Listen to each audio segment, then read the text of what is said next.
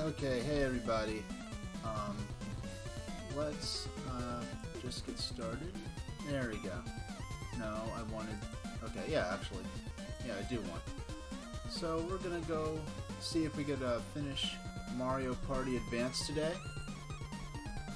And because there are only a few quests left, and once I gotta wake up the Wii U again.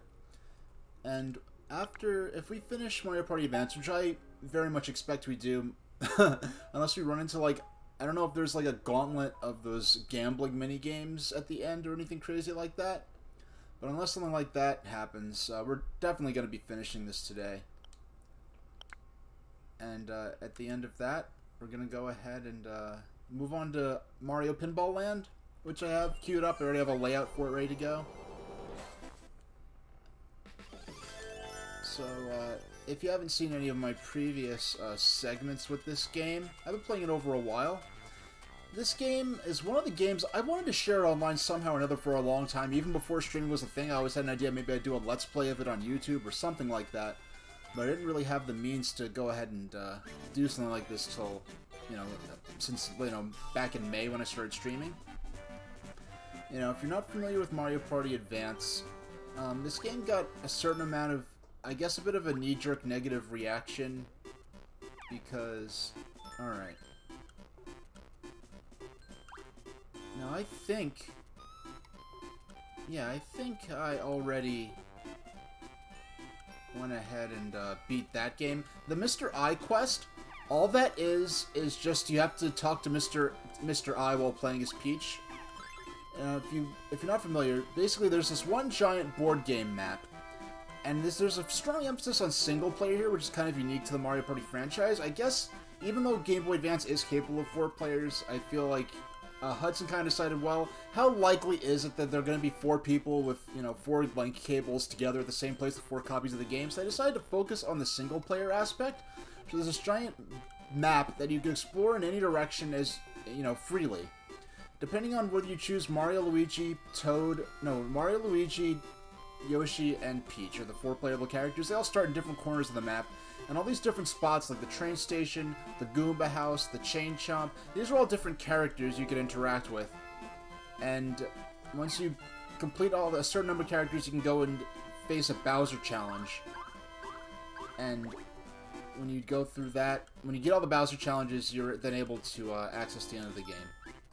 So Horror Conda. And now I forgot a good portion of this. I played a lot of this game over years, but I only played through the main adventure mode once, because you can only really play through it once on a single save file, and your cartridge is the entire save file pretty much. So I've been playing lots of the minigame rush challenge modes and stuff, but I never really played through this since 2005 when I got the game. This came out in January 2005.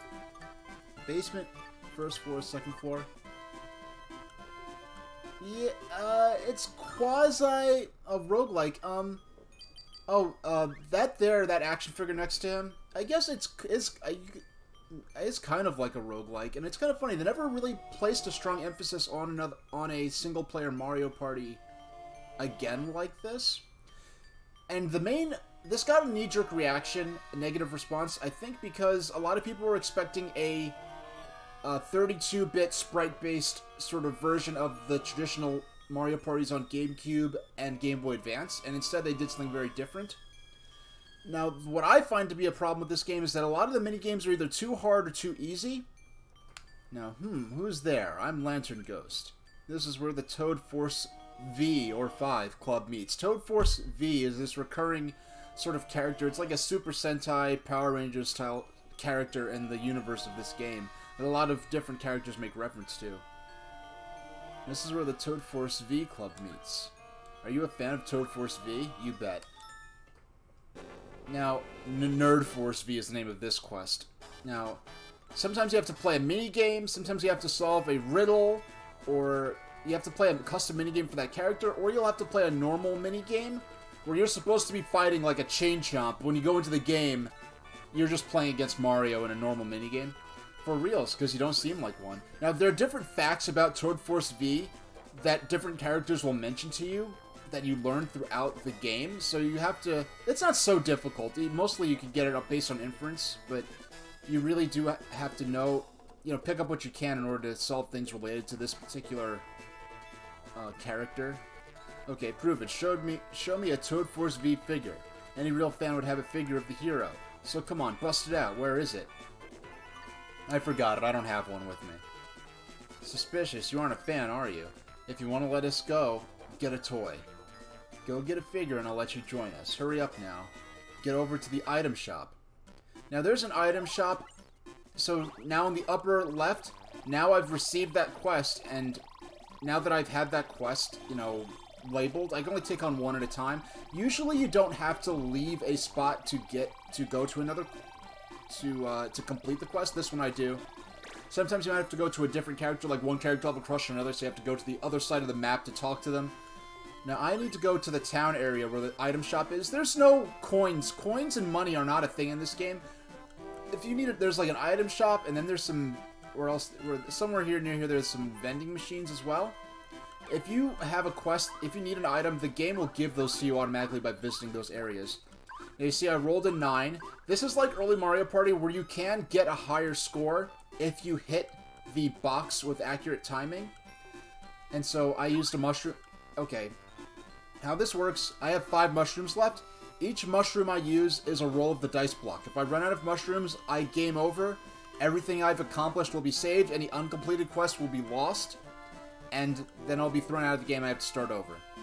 And every few turns, you get a mushroom challenge where you have a chance to... You play these are all single-player minigames in these.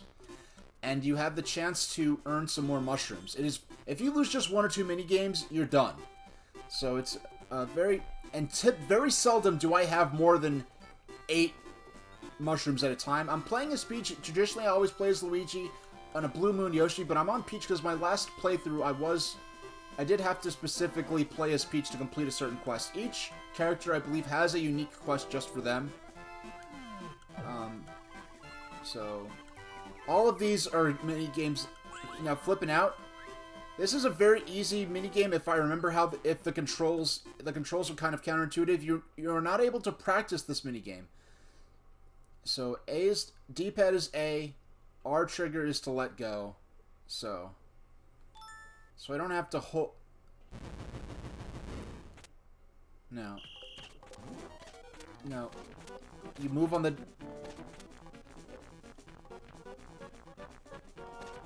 Okay. Now that's a minigame that's, if you don't understand how the controls work, you basically instantly lose. I don't know, Peach's face sprite looks weird, and plus it doesn't help that I basically never play as Peach. I'm only playing as Peach now because at the end of my last session, I had a good, I was doing good in terms of having a lot of mushrooms, and I was already in the area I wanted to be in. Oh, okay, so... Now, the green dice box gives me a free roll without using a mushroom, so I'm going to try to get a high number here. 6. Okay, that's not so bad. 3. Now, one cool thing is you can backtrack. As long as I don't use that last move, I can backtrack and experiment to see what will get me where. Okay, so... 1, 2... And I need to get to the item shop there. Okay, so, yeah, so I'm on good pace to get to the item shop. Now, if I enter a building, even if I don't do anything there, I have to use another mushroom to leave, which is sometimes can be a little unfair. Item shop, would you like to stop here? Yes. Here's Paracoopa. And here's a strange... Sometimes the wording and the translations might be a bit odd. Like, welcome to Junk, the item superstore. So the store's name is Junk, but it's never referred to that otherwise, so it's like... what is going on here? So what would you like? Toad Force V figure, Toxic Toad Z figure, or nothing thanks. So if I were to choose, these are options I never had before until I took on this quest, so I want the Toad Force V figure. I've went here to him before for another Toad Force V related thing. That shows all the rage right now. I see it. I sell out so fast. This is my last toy. Yeah, so, you got a figure. What would you like? Oh, Breeze and Sky. Oh, shucks. Hold on. I don't have my alert box up at the forefront like it needs to be. So let's... Let's replay that. Oh, it's still not at the front? No, wait. There we go. There we go. One more time.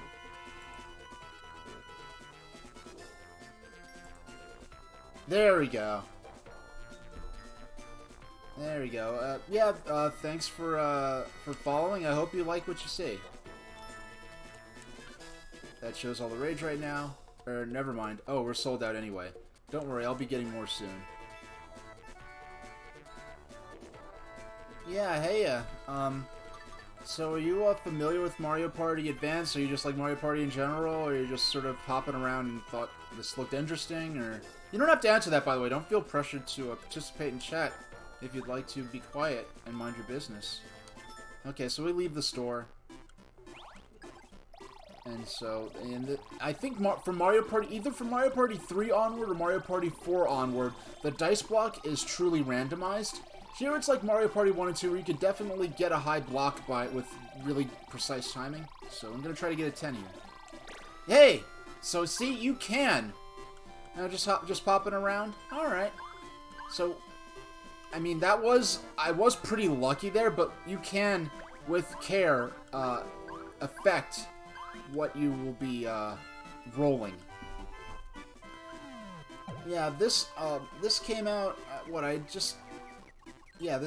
came out early 2005 in January, and there was a lot of I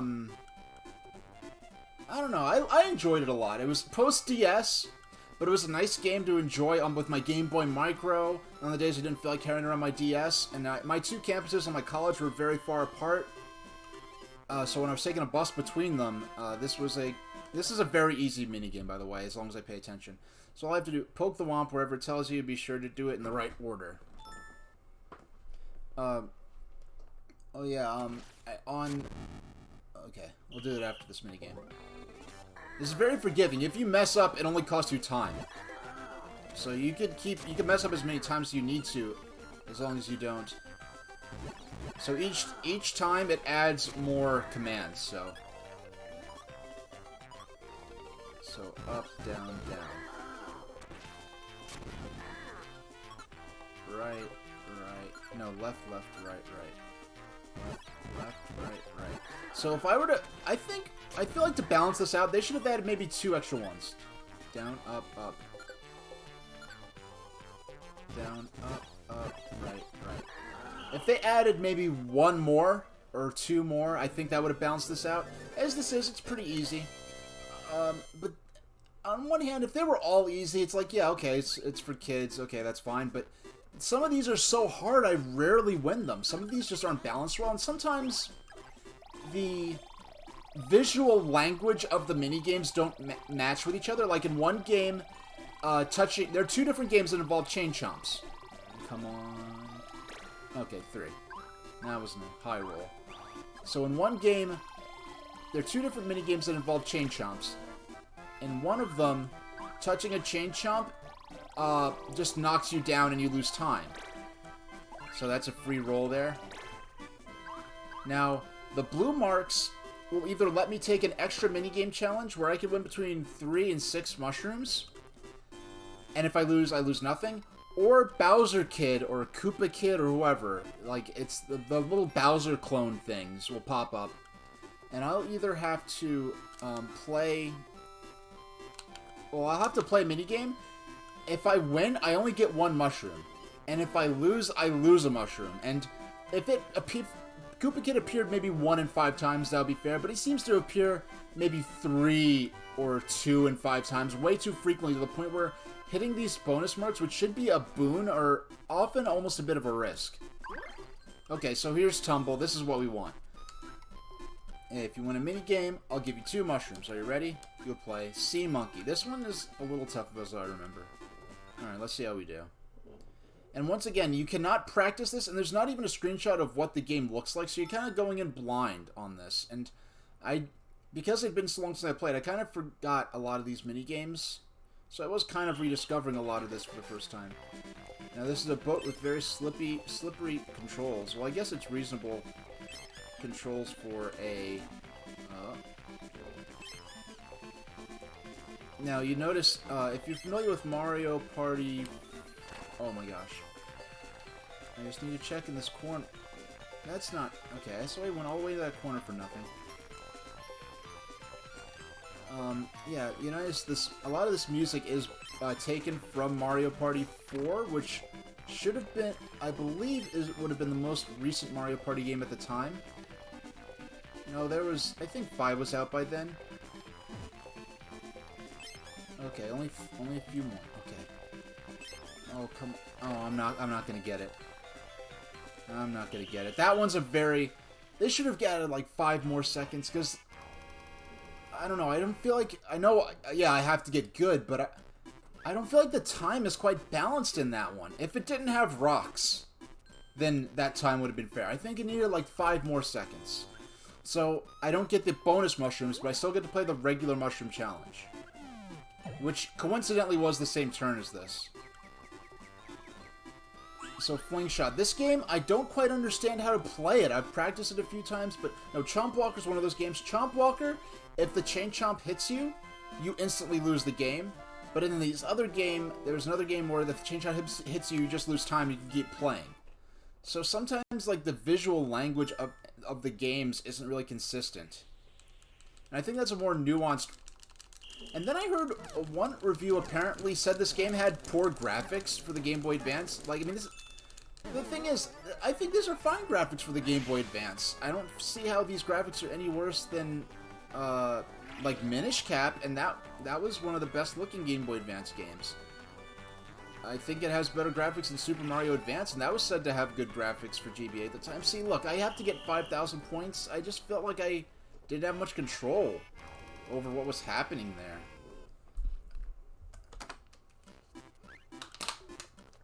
So that's not good. If I lose 1 or 2 more minigames, I'm not going to be in a good place. Especially if I keep rolling low like that. I need to pay attention and roll high.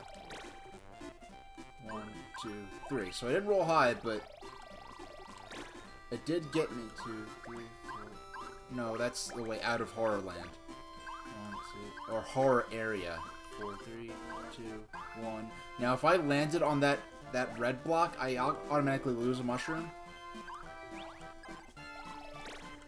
Okay, so we rolled a 9. Horror Condo, would you like to stop here? Yes.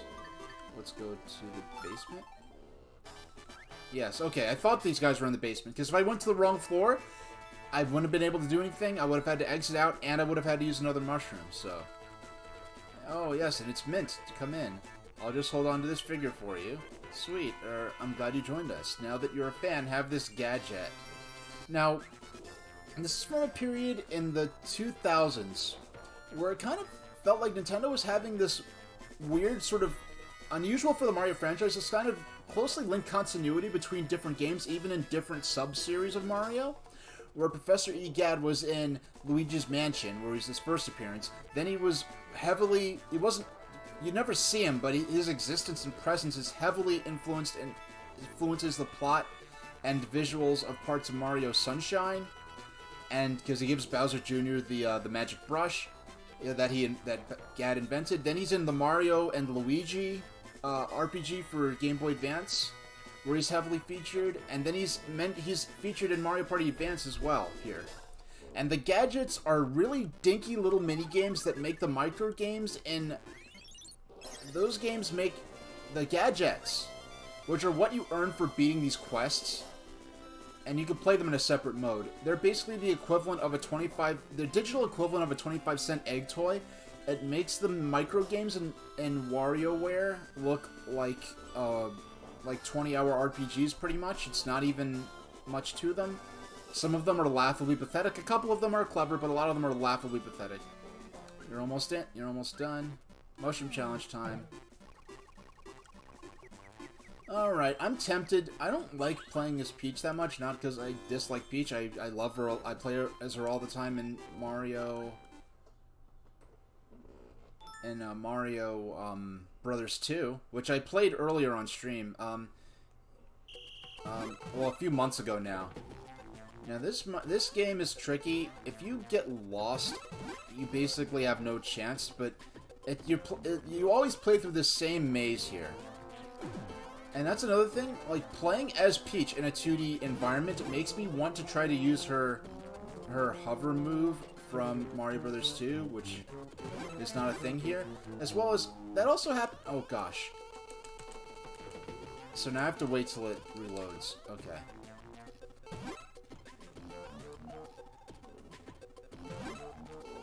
Okay.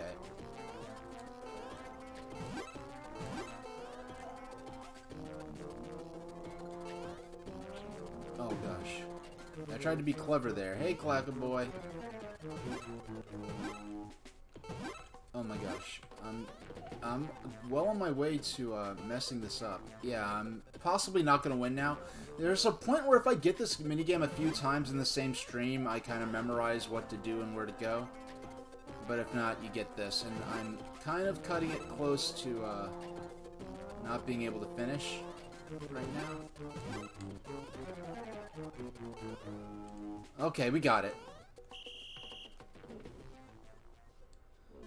Are there different... I'm curious... very sure they aren't different layouts based on who you're playing as. Yeah, we're well on the way to beating this. And if we beat Mario Party Advance, I'll be playing... Oh, Clacker Boy, since you were asking, I decided to save the Nintendo stream viewings for later. And then the Nintendo E3 viewings for later. I've got a couple of public domain anime films. Here's one of them. I'm keeping the names a secret. But yeah, I've got a couple of public domain anime films here. Here's the other one, and I want you to look at this. All you need to know about this cover here is that this cover of this DVD is the biggest lie in the history of DVD or movie covers. This is nothing but lies, and it's absolutely glorious. And on Christmas, I'll stream it. I'll probably start at noon Eastern Standard Time. Noon or 1, probably noon. And so they're each only like an hour and like 5 or 10 minutes each. And the cool thing I've done, or at least I think it's cool, I've cut in some old commercial breaks from my old VHS collection from the, some old commercial breaks, so it'll be like the shows, like these two bad public domain anime films are airing on TV almost. And in fact, the first of the two anime movies, are... Well, actually, there's more stuff I could do in the condo.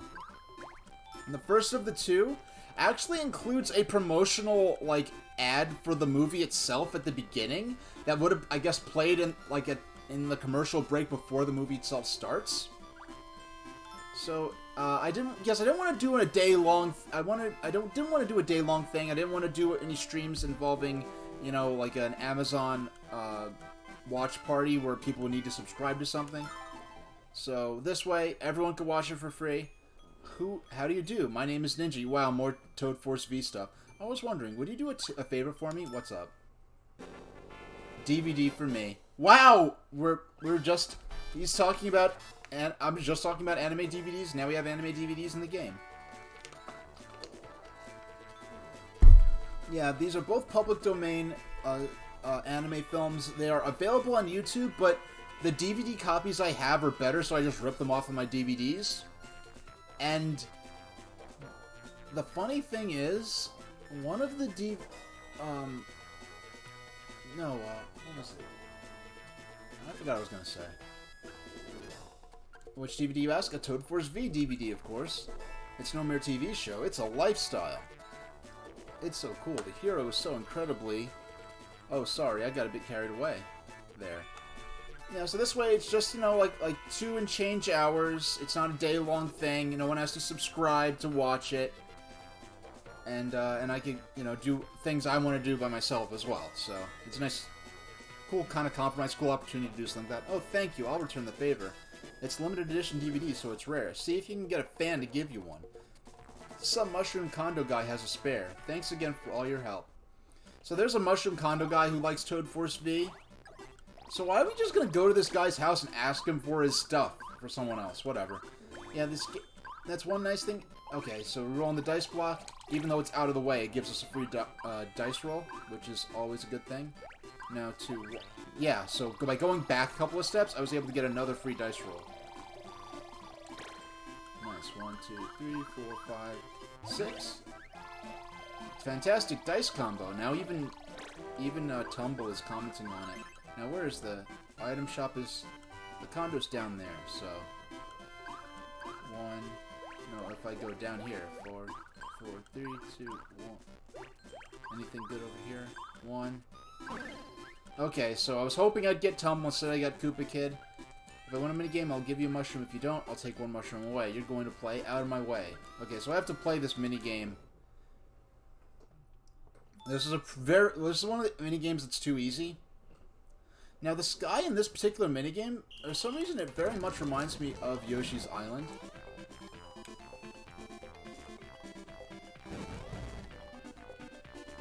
This is not the path I normally take, so this is quite exciting to get to do something different. That there is the trickiest part, and now I've won.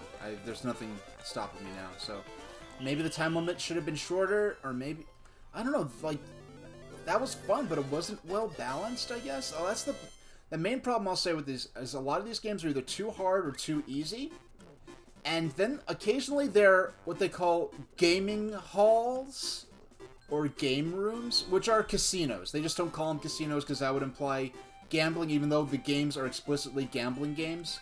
Beat the minigame. Dang, that's my mushroom. Fine, take it. So I only get 1 mushroom for that. Mushroom challenge, spin the wheel. Alright. Alright, I think we already beat this game earlier today. Reach the goal before time runs out. Alright, so we're just... This is pretty... And these... I don't think there's any variance between... Like in Mario Party 2, for instance, I know there are different variations of minigames. Like, if you get the same minigame a couple of times in a single game, there'll be things that could change and tweak in it to make it harder. Here, you're always playing the exact same versions of the same games. So, it's not very... I mean, some of the minigames, like the ones where you're hitting different... inputting different directional things, those are randomized. But any minigame where you're navigating a stage and doing platforming is always the same every time. Alright.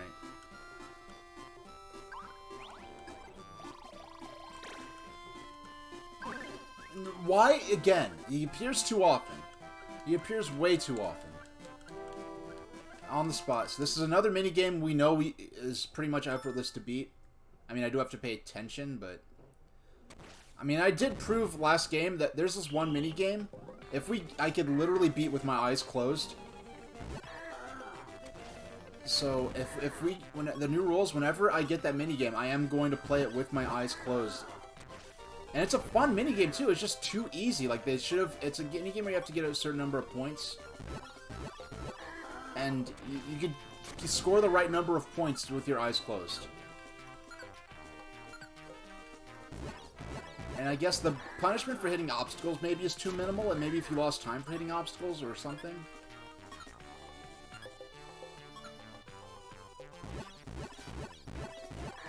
Alright, there we go.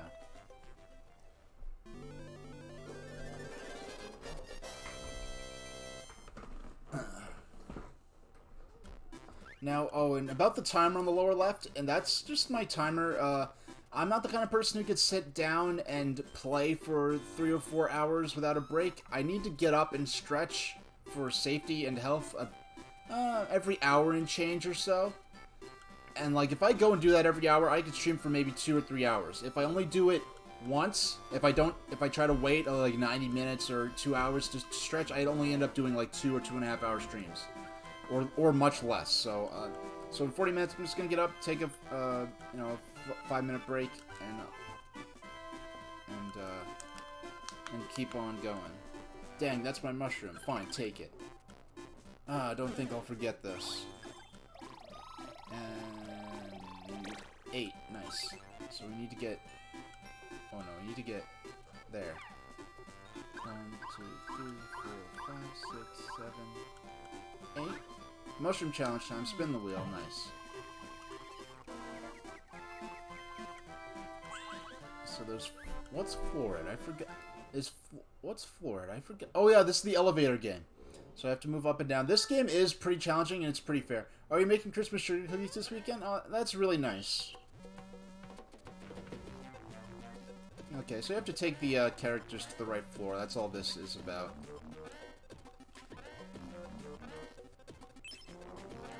Now, if I collect more of the same character at once, I do get bonus points for that.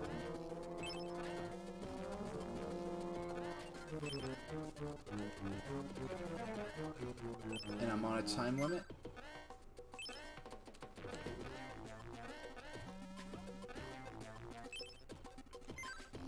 Oh, I forgot to close the doors.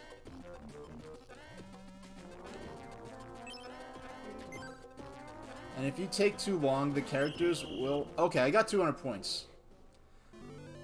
Yeah, that was fun. Perhaps that one's a little too easy. You see how challenging it gets to keep up with all this. Because you have to... If you take too long, the characters jump out of the elevator and you don't get points for them. Or you might even lose points. But then if you let multiple characters out on the same correct floor, then you get extra points. 2, 3, 5... There we go. I forgot which... Wait. Okay, so here's a cool thing they put in this game. I'm very glad they did this. So, character list. Akiki, Blooper. You have profiles of all the characters you meet in this board game world. And I have to find... I forgot the character's name. Boomba, Hammer Bro, Hulu, Kamek, Mecha Koopa, Monty Mole, Mushbird. Lives in Mushroom Condo. It should... Darn it, it doesn't say which floor he lives on. Huge fan of Tour Force V, knows all about the show, so I'm gonna have to trial and error. Because if I go in to the wrong floor, then I have to exit the level. Wait. Okay, so... Okay, if you go to the rooftop, I already beat the rooftop, so it tells you, warning, you already beat this level. Okay, so I thought it was the first floor, but I wasn't totally. Yeah... And the thing is, I feel like a lot of... You see a lot of English import stuff around Christmas time. Like, the stores are starting to import, like, these candies called Quality Street by Nestle. These little chocolates. I think they're caramel-filled chocolates that are kind of a Christmas tradition in the UK, as I believe. So, yeah, like, I don't know. I guess it's maybe just America's colonial roots, but, yeah, a lot of Christmas stuff is... You got a lot of English Christmas traditions. We're starting to get like stuff like Christmas crackers that you never really heard of in North America until recently. Dude, 4 Force V rocks. What brings you here? Give me that DVD. That's not very polite, but it's the only choice I have, so... Oh yeah, you want the limited edition DVD? I've got it, of course. Any true fan does. In fact, I've got 50 of them, seriously. Yeah, limited edition, and that's just so true. It's like, yeah, limited, super rare. I've got 50. Just like the freaking Gem Mint 10 Pokemon cards. Yeah, you got the DVD. The Neo preview folder that's... Okay, so now I have to get back to... Up here in the horror area. I need to get back to the condo. To the basement in the condo. No, the first floor of the condo, actually. Okay, so 1, 2, 3, 4, 5, 6, 7. 1, 2, 3, 4, 5, 6, 7, 8, 9. Okay, so take the bottom route if I counted that correctly, because I did sort of spitball it. Alright, there we go. 3, 2, 1. No, I don't want to go that way. I don't want to lose a mushroom. 4, 3, 2, 1. Actually, I mean, I'll get an extra dice block there, but if I go up here, even though I'll lose a mushroom, I'm guaranteed to get close. Yeah, so I lose a mind space and I lose a mushroom. But I can win. I might be able to win them back in this turn. Now, this game can be perilous. Oh, you got a Blu-ray of the Rankin Bass Rudolph the Red-Nosed Reindeer? You know, I have a videotape somewhere of Rudolph the Red-Nosed Reindeer from must be 1990 or 1991. It's not the best quality, but I do have that tape somewhere. I haven't preserved that one yet. Yeah, it was an airing on CBS or whatever used to come on in 91. Year Without a Santa Claus, was that Rankin Bass? I believe it was, but I could be incorrect. I believe, amazingly, have not gone online to look up all the deep trivia and behind-the-scenes info on Year Without a Santa Claus, which is, I don't know, I didn't discover that until it was on, like, Fox Family in the early 2000s. And it was never on TV, and I never had a tape of it when I was a kid, but I liked that one a lot. And what I loved about The Year Without a Santa Claus, like, what I love the most, I don't know, I unironically love the Heat Miser and Snow Miser songs, which are really kind of just the same song with different lyrics. But what gets me is, I think they go to Snow Miser first, right? And then he introduces himself, he sings the song, and he's like, oh, you're gonna have to go talk to my brother Heat Miser. So they go to Heat Miser, and as I remember this, I have this vivid memory of this, they don't show them, like, arriving and talking to him, and then he starts the song. They just show him, they're already there, and he's already starting the song, and they're all just sort of standing there looking at him. Like, Mrs. Claus and the kids and all the other characters are just standing there looking at him, and the feel I got was kind of like, we just walked up to him, and he's already starting with this song. We didn't even say anything yet. And they're just looking at him like, yeah, we knew this was coming. Just go ahead and sing the freaking song. I just love that so much. Alright, so we got 3 mushrooms there. And really, I don't really like playing as Peach. I like playing as Yoshi or Luigi more. Luigi's my main for all multiplayer Mario games where he's playable, except for in Mario Kart 8 Deluxe, because you can play as Blue Yoshi, and I like Blue Yoshi in particular. I don't know why, I loved Yoshi so much when I was a kid, but in multiplayer games I always played as Luigi instead, but the fact that you could play as a Blue Yoshi I liked in Mario Kart 8 Deluxe, so we're gonna go to the first floor, gonna give him the DVD. Oh, it's the limited edition DVD! I'm so glad I had the cap of my water, because I would have just caused myself a great deal of trouble if I did not do that, because I knocked the water bottle over. Oh, it's the limited edition DVD. Did you know that they only made 50 total? They made 50, okay, I love, this is, like, ahead of its time almost, with the limited edition, limited run type nonsense, like, not a particular dig against limited run games, they do great stuff for, you know, people who want a physical copy of it, but just, like, the hype over these limited collector's editions, and, oh, they made a bunch of them, and, like, only a handful of people just hoard them all for themselves. It's funny, like, you'd think he was, like, some kind of opportunistic reseller having all 50 of a limited edition item, but then he just gives me one, because he has 50. I'd given up hope of getting it. Awesome. Here, take this gadget. You got the tile trial. I'm going to watch it now. Woohoo! There's an animated Christmas you saw in the 90s called Christmas Every Day. It was animated in a unique way with paper puppets. That sounds interesting. See you later. Wow. Okay, so we're 2 out of 3 for the horror condo. Congratulations, you got a gadget. I'll take a gadget. You've got 5 quests to go. You're almost done. Hang in there. Wow. We didn't do the ice area yet. Is there anything? Let's look at the map. Is there anything to do in this area aside from the horror condo? We got Mr. I. We got the cemetery. Wow, there's not much in the horror area. This is one of the smaller areas.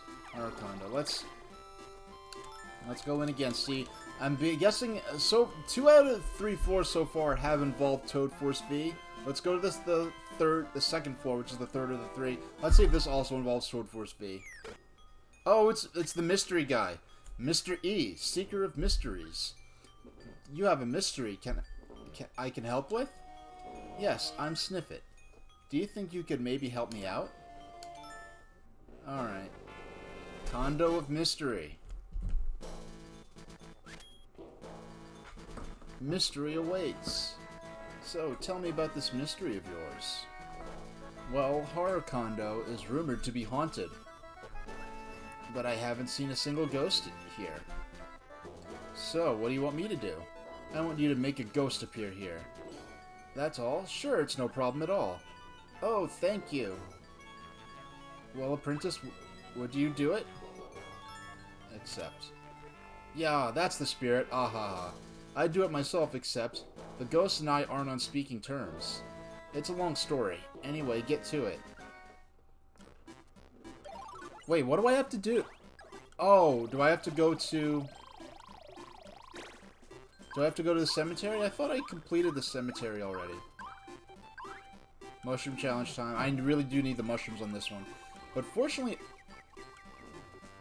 Okay, the middle one is one I do...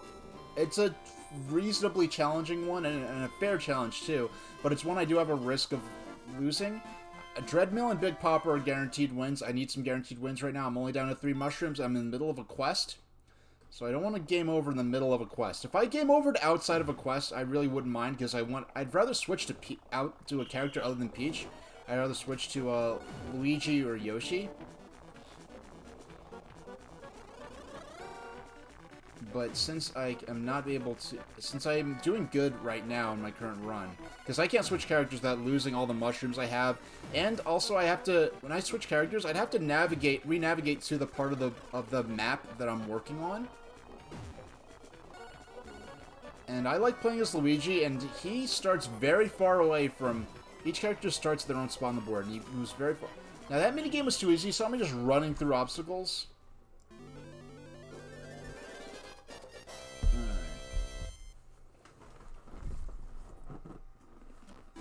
Alright, just adjusting my backrest here.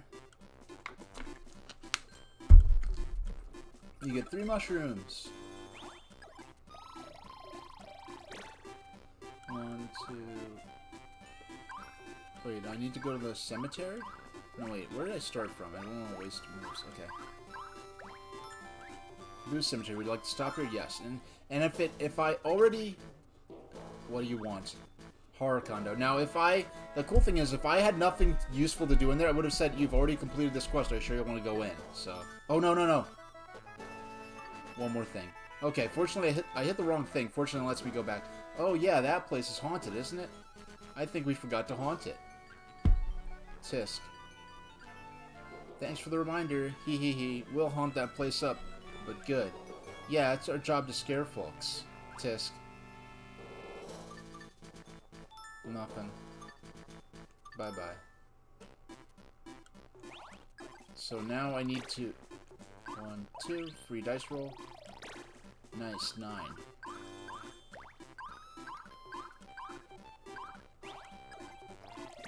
And I should... If society has justice, when I go in, it'll actually progress the scenario. Okay, there we go. Because if you do it wrong or say the wrong thing, on Etsy, you can make custom cookie cutters. I was thinking, huh. Yeah, thanks for cluing me in on that. That is quite an interesting, yeah, that's quite interesting. I'm getting ideas right now, and I need to stop. I need to focus on the game. But yeah, very, very interesting ideas. It's a ghost. Yeah, the thing about Mr. E is he looks for all this mysterious stuff, but then he's always scared when it actually appears. Wow, now this is what I call a horror condo. I'm so excited, I won't be able to sleep. And I owe it all to you. Thank you. Here, I want you to have this gadget. You got the Portagust. Well, you're all done here. Thanks again.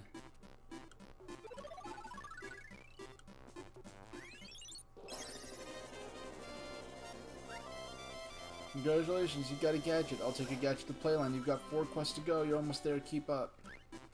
Mushroom challenge time. Alright, which one are we getting? Alright, fine. Finally one we didn't get already today. I wouldn't mind Stompbot XL because the weird way they translated that, I cannot help but point that out explicitly each time in case someone new is watching. But Stompbot XL was just the... Oh, wow. Okay. Yeah, this is... oh, no, that's supposed to be there. We want to switch. There we go. Let me take this one.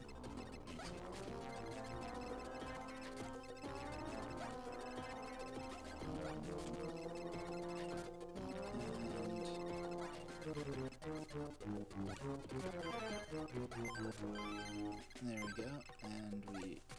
Now the controls are tricky because one hand's the A button, one hand's the B button. Just have to start my chair here.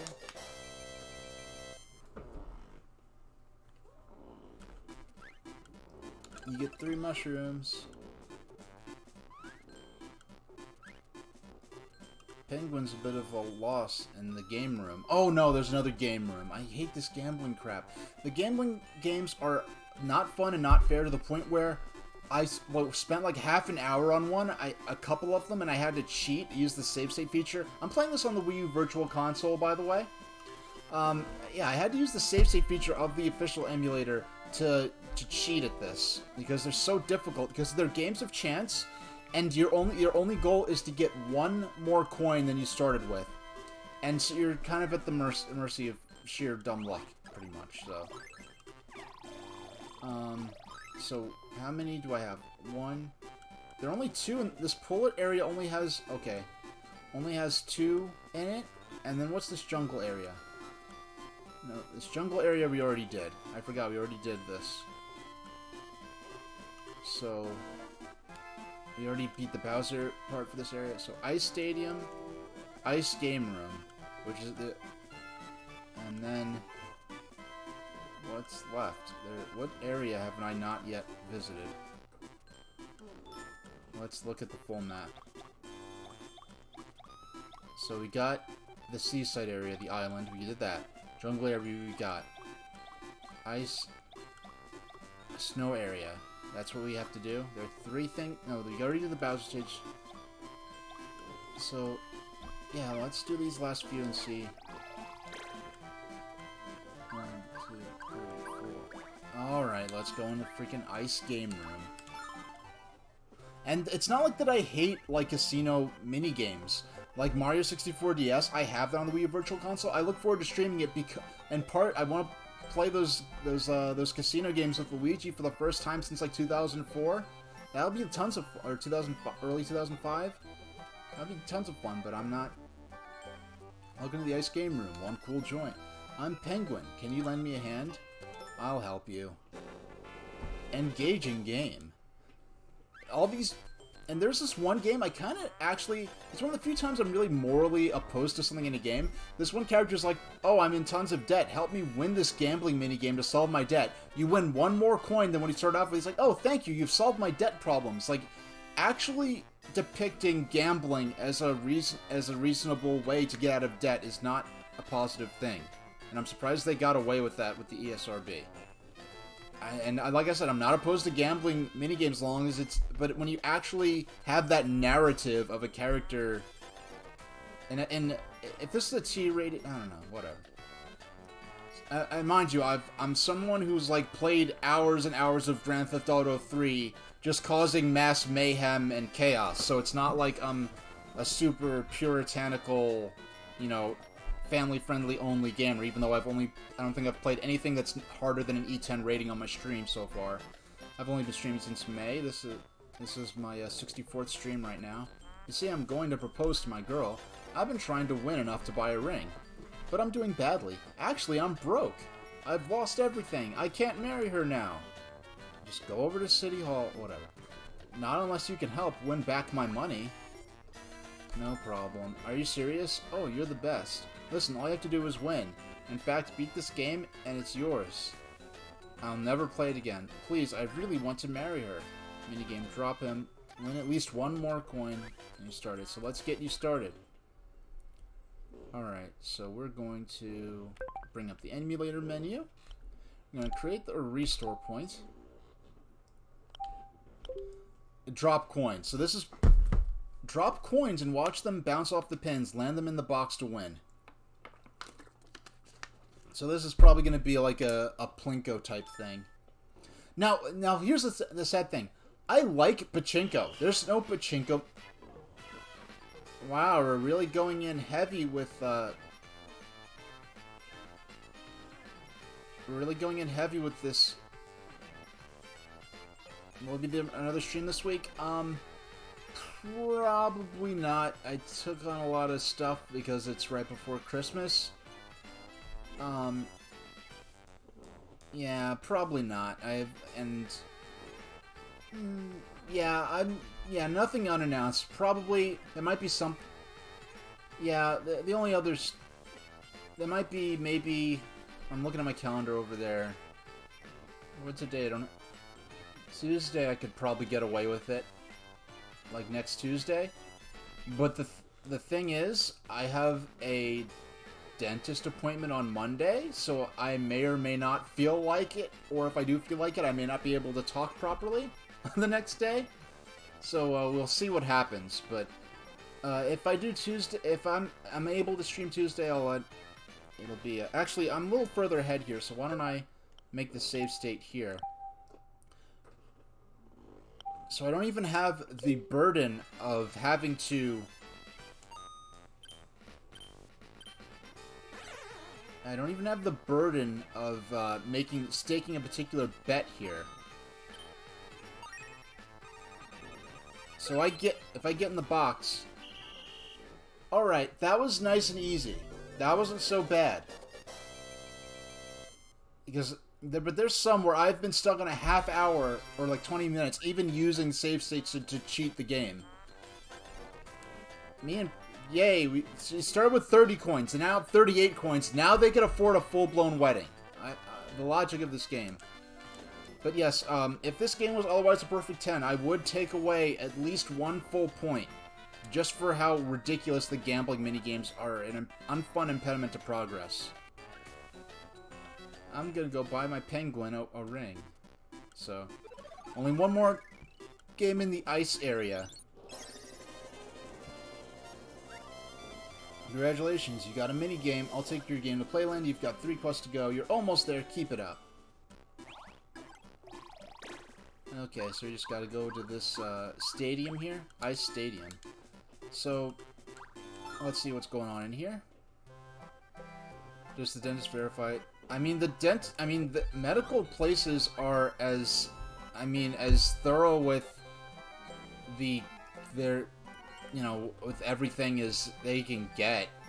You know what I mean? So,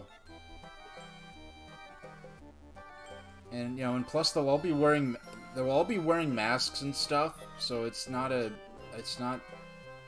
safe as anything else you could be doing. Hey, I'm cool. I'm practicing my pitch. Or did you want to ask me something? Okay, let's see what this...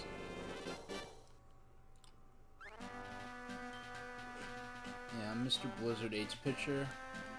I won 21 games for the Snowtown Ice Games. So what brings you to my frozen field? Pitch for me, or I challenge you? Pitch for me. Well, I'd be glad to, but can you hit? Give it a try. Just press the A button. If you hit a home run, you get a gadget. Okay, so I've played many versions of this minigame in different Nintendo minigame. This was like a boss... There's a boss game in... There's a boss game in, one of the first boss... The second... Wait. No, not bad, but I wasn't really trying. Still, you're a better hitter than most. I'm gonna give you... What? That's all I had to do? I thought I had to hit 5 balls or something. I had 5 balls to hit with. I only had to hit the button once. That was too easy. I was ready... Like, the base... There's a minigame in WarioWare, the first WarioWare for GBA. That's the exact same thing, and it is 100 times... There's so much more challenge and fun to it, whereas that was just... I just hit the ball once, and Instant winner!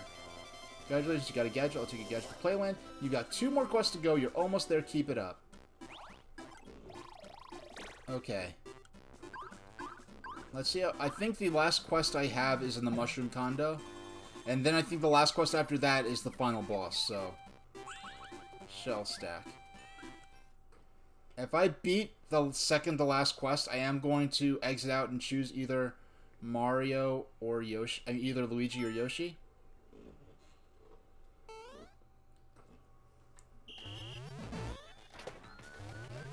This game is relatively easy, but if you start messing up, it can get really down to the wire, so...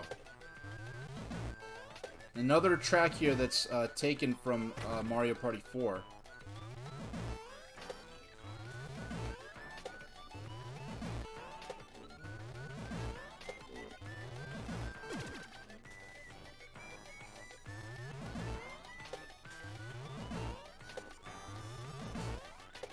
There we go. With 30 seconds left, I mean, if you mess up a lot, it can get pretty down to the wire, but I think the time limit could have been maybe 10, 15 seconds shorter. And free dice roll. 1, 6. Oh, hell yeah. Wow, you know, I've actually had incredible luck in not running into him. Oftentimes he'll appear too frequently. Bad things happen when you run into me. Let's see, what should I do? What should I do this time? Rochambeau, let's play rock, paper, scissors. If you win, I won't do anything to you. But if you lose, rock, paper, scissors, go. I mean, it is truly random, so they might as well just... Scissors, rock, haha, I won. So what's he gonna do? I'll take one of your precious... Okay, so he took a mushroom. If he put a block there, I would be trapped in the horror area, and... Yeah, by moving, even though it's against the way I was going, by moving left, center, right, I'm one spot behind, but I don't lose an additional mushroom. Oh, see, look, sometimes, like, the RNG, I guess, for running into him, or the semi-random RNG, more correctly, is, like, way too frequent. Rock, paper, scissors, go. Okay, so I won this time, so I just get to keep moving. And I need to go to... I need to go down there, so... 1, 2, 3. It's a special mushroom challenge. If you win, you get 6 mushrooms. So... Unless I have... I don't need this in order to keep playing. If I lose this, I have 2 mushrooms left. I get almost... Unless I have incredibly bad luck, I'll almost definitely make it to the condo. And once I get to the condo, I shouldn't have any more trouble. Oh, you know what? Okay, I just realized what's going on with this game. The dark water is trying to shepherd me in a certain direction to encounter all the monkeys. I never noticed that before. Oh my gosh. But now I can't get enough. I never... Like, see, look, that's something the developers clearly intended you to do. But just that weird moment of the controls being funky. Come on. Oh, it's gonna... I'm not gonna get this. Alright, I lost. But, see, look, I've been playing this game for years. I mean, there's like a maybe 10 nearly year gap, but all the years I've been playing this game, I never noticed that there's... The dark water denotates a course that you're supposed to follow to encounter all the monkeys. Alright. Oh my gosh, this might ruin me. Okay.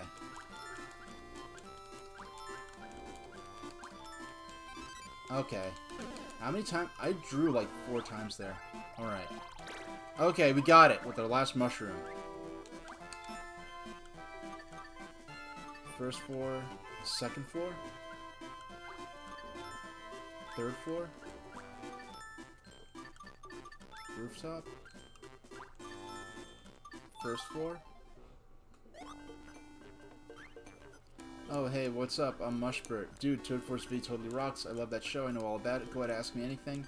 Only can we do it later? I'm busy. What am I supposed to... Oh, you're all out of mushrooms. Sorry, I'll have to stop right there. So I might as well... That wasn't a bad place for it to stop. We got drop them. So we, on all that time, nearly an hour, well, like, what, 60 minutes about, we got 4 mushrooms. Alright. Let's go select a character. Which character you want to play? Luigi or... let's go with Yoshi. And if I end up losing somehow, then I'll go and play as Luigi. I forgot where Yoshi's starting point is. Alright, we're not so far away. Oh my gosh. Hold on, I need to look. I'm looking at my playback for something. I heard the Bomb Bomb boss is in this condo. I wonder where he could be.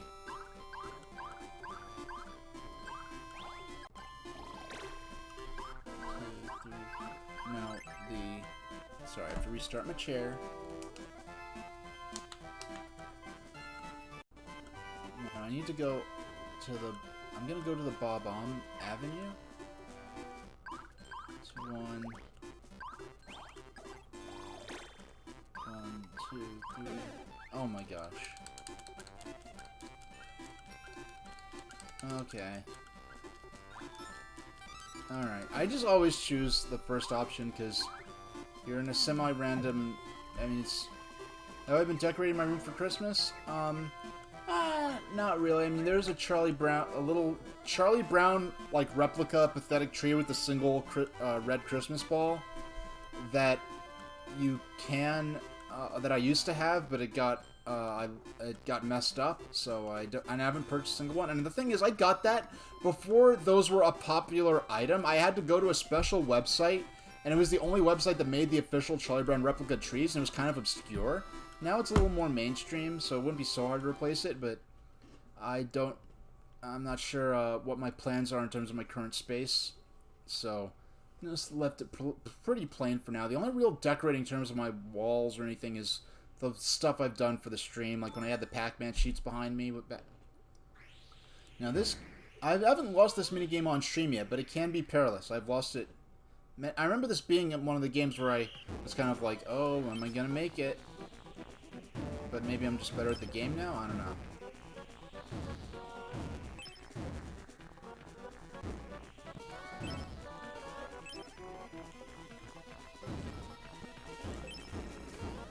Alright. Gotta get to 300 points.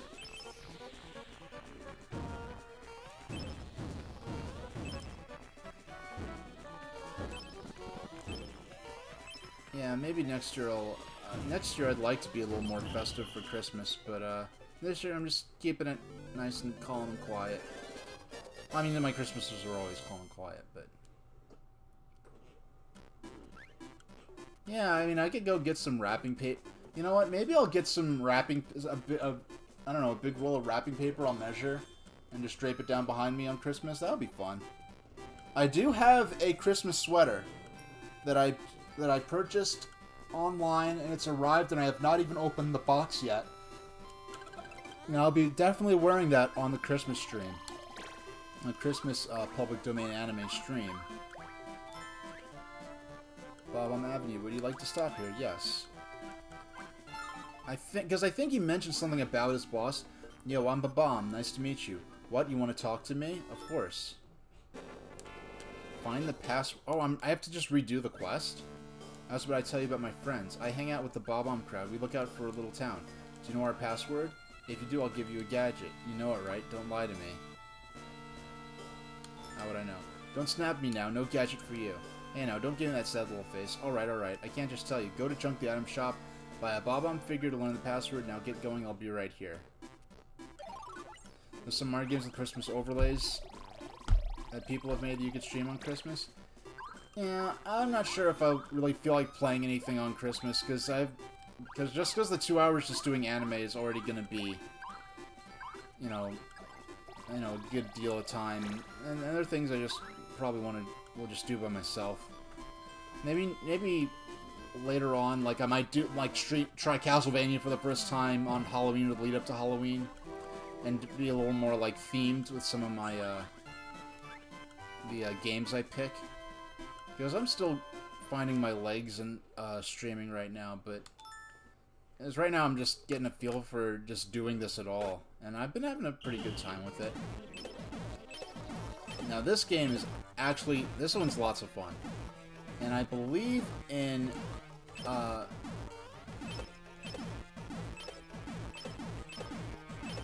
the higher I get, the more points I get for each hit, and it's coming down to the wire. I really might...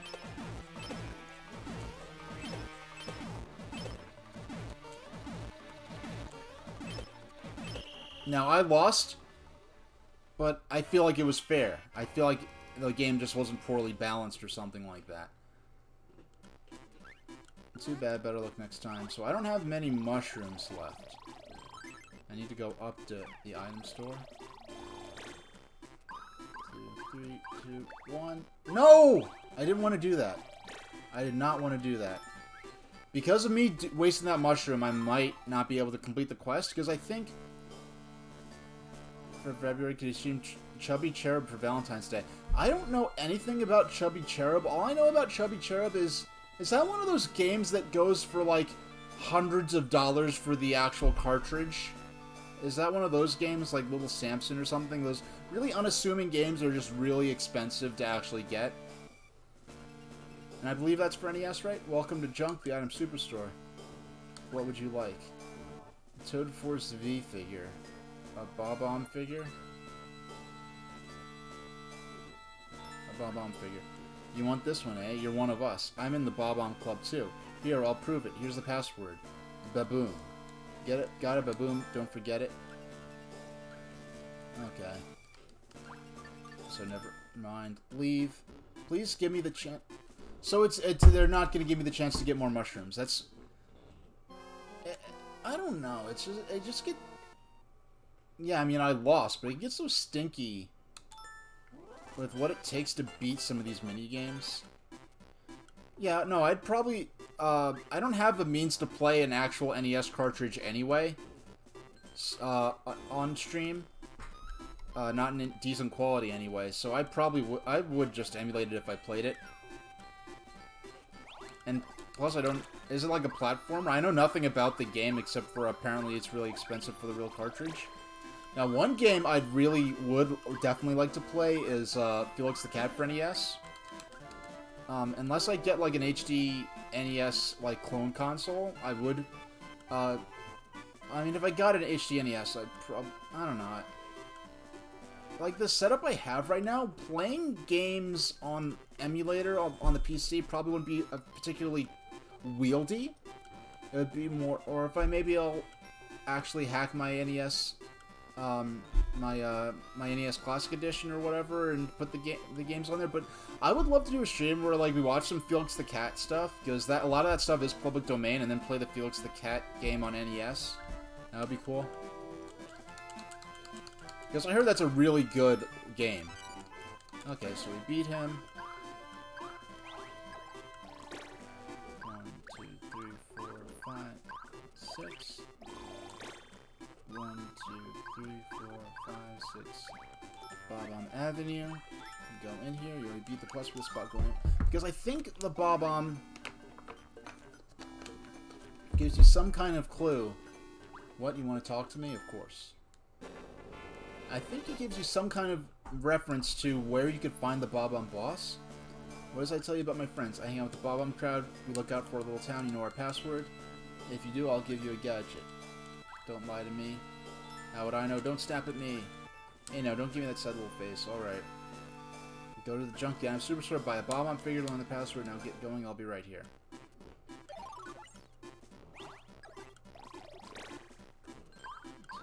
No, we're gonna go up. Mushroom challenge time. We need to win this because we don't have... And all of these are games that are very easy to win. And I got one that we haven't played yet on stream, which is pretty cool. Now, this is a time challenge, so if I'm gonna be probably a little reckless with this. If I get hit, see, look, I only lose time. Now, if I let that happen a lot, it's gonna add up, but.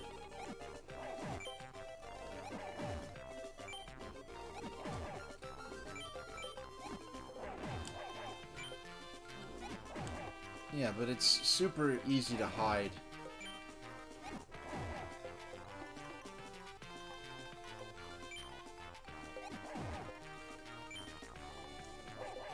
Yep, so there we go. Pretty easy.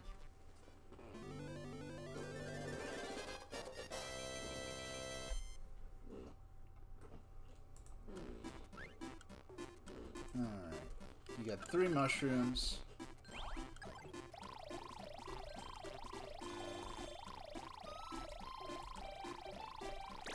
Alright, so we're gonna Just gotta get to...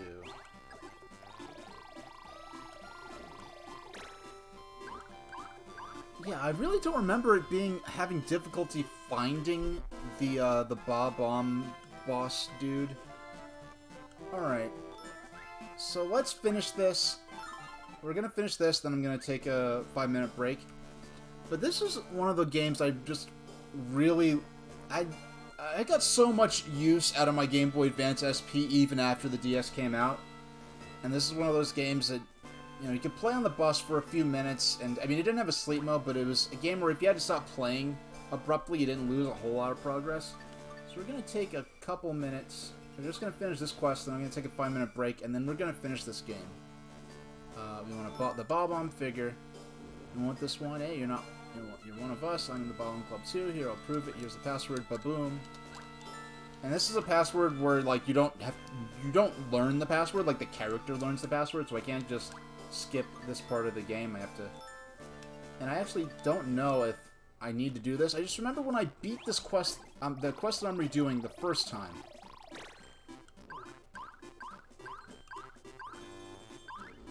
Okay, Mushroom Challenge time. These are all...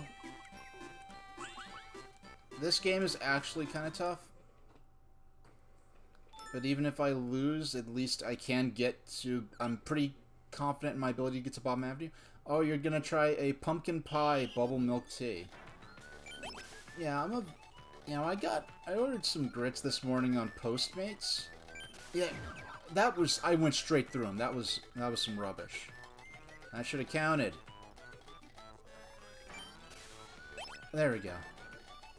I love how he does a little like, ta-da thing when you get the rabbits. Okay. Oh, come on, that should've...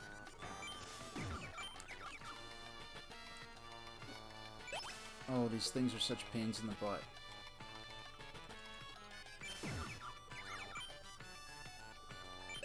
Yeah, these things have cost me more runs. These dumb little rabbits have cost me more runs than Bowser or Bowser Kid. Oh, why didn't that count? That was ridiculous.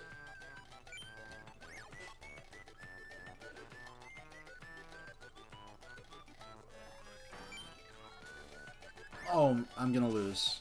That was dumb. I don't know, I just feel like something's slightly unrefined about the controls in this one. I mean, there are ones I'd lose where it's like, okay, I wasn't good enough, I lost. Like, there's something slightly off about that one game. Well, a lot off about a number of these games, but... Okay. Okay, we're good, we're good. We're at least completing this quest. And then I'll take... Oh, I see you went to the shop. So how about it? Do you know the correct password?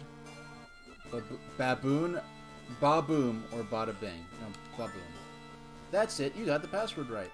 Well, like I promised, here's a gadget. You got the shroom slide. Now you're one of us Bob-Ombs. Now I'll share some info with you. Okay, this is what I needed. It's about our boss. He's hiding in town. I think he's in a basement somewhere. Pick the very lowest floor you can. It looks blank, but it takes you down. Into the basement. Okay! Alright. Alright. I know what we gotta do now. Yeah, there's a basement floor when you go to the... So you get to play on, you got 2 quests to go. Which is the quest I'm about to go to. And then... Well, let's see if I can get there. 3... I don't know how I missed that the first time. I must have been responding to chat or running my mouth or whatever. What should I do this time? Rochambeau, if you win. If you lose... Okay. Ah, Mr. Bowser, sir, why? Whoops, sorry, kid. Now I'm gonna block your way. See you later. So... And that's game over. But we know what we have to do now. So I'm gonna be back... Okay. We're gonna go... Excuse me, that's not... We're gonna choose... I'm gonna go with Luigi. Because we played through like 90% of the game as Luigi. We're only playing as Peach because of a certain quest that we had to. Now, I hear the Bob-omb boss in this condo. I wonder where he could be hiding. Alright.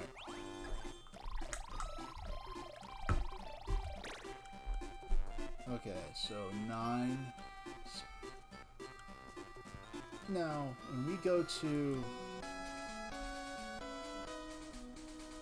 let's use the music from...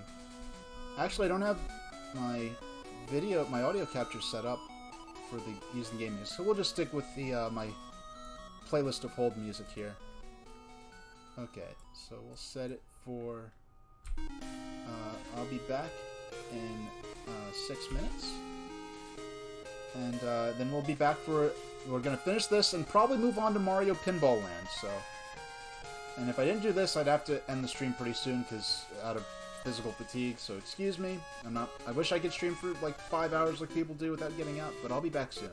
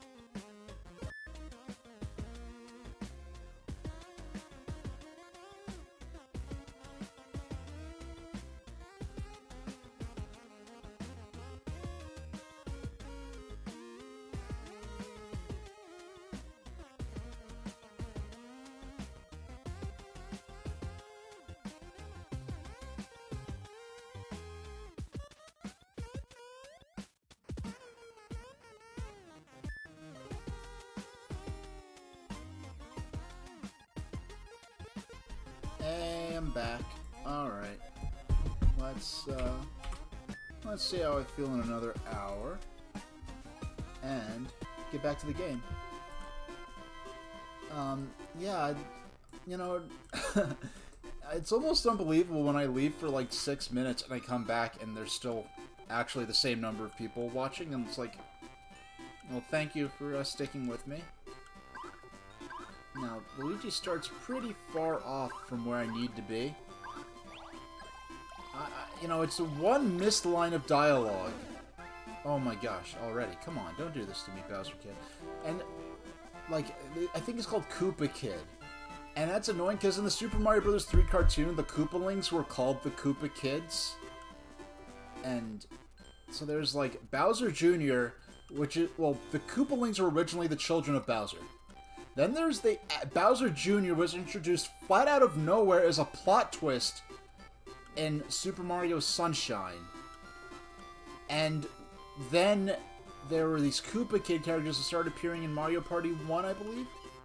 Oh, okay, I'm glad you like the music. Yeah, I just chose a playlist of different Creative Commons licensed music or music from games where the creators were chill with people using it in streams. Like, I know there's a track from Deltarune on there, and like that will get recognized. Like that gets recognized with a copyright filter on YouTube, but all it does is just track who's using it and for what. It doesn't like block you or block your ad revenue or anything. Let's see, what bad thing should I do? Hiroshima. Okay, we have to play rock paper scissors with this little butthole. Rock. Okay, we win. 3, 2, 1. We have to go. Doggone. Alright. I have to win a minigame to get the mushroom back we just used. I need to pay. I keep forgetting that I have to pay it. I keep forgetting that I can actually impact what I get in terms of the dice block roll with careful timing. Hey, Jackalopes! I hope you, well, thanks for following. I hope you, enjoy what you're seeing. Unless you're, watching this just to, punish yourself with something you don't like. But, I do appreciate, the follow. And I hope that I continue to, provide for you, something, worth having in your, as background noise. Or if you're watching it, if you ordered a pizza or something, or whatever you're doing. And just, thanks for, letting me be part of your day one way or another. Now, yeah, if anyone's interested in seeing some of my older streams to get a sense of I generally stream retro type stuff. What? There's an unlisted channel on YouTube where most of my videos are. I had a Thanksgiving stream where I streamed 8 hours, actually 9, of old commercials. From my VHS collection from the early 90s and a few from the late 80s. Yeah, no worries, yeah. And so on Thanksgiving I streamed that for 9 hours. We had a blast, but last stream I did, I was like, oh, I have to go download the VOD. And then I went to, I put up the download page for the VOD, but then I forgot to actually download it, and the next day it went offline. So that's lost to time. I do have the actual video, but I'm probably going to take that down, even though I don't have any copyright problems with it. I'm going to do other things with that stuff, but I ripped all those commercials just for that stream, too. But, let's see. Yeah, Boo Bye. Now, this is a fun minigame, but it can be very tough. Basically, I just have to not get hit by the boos. If I get hit, it's instant end of the minigame there. So there's a blue one. It goes.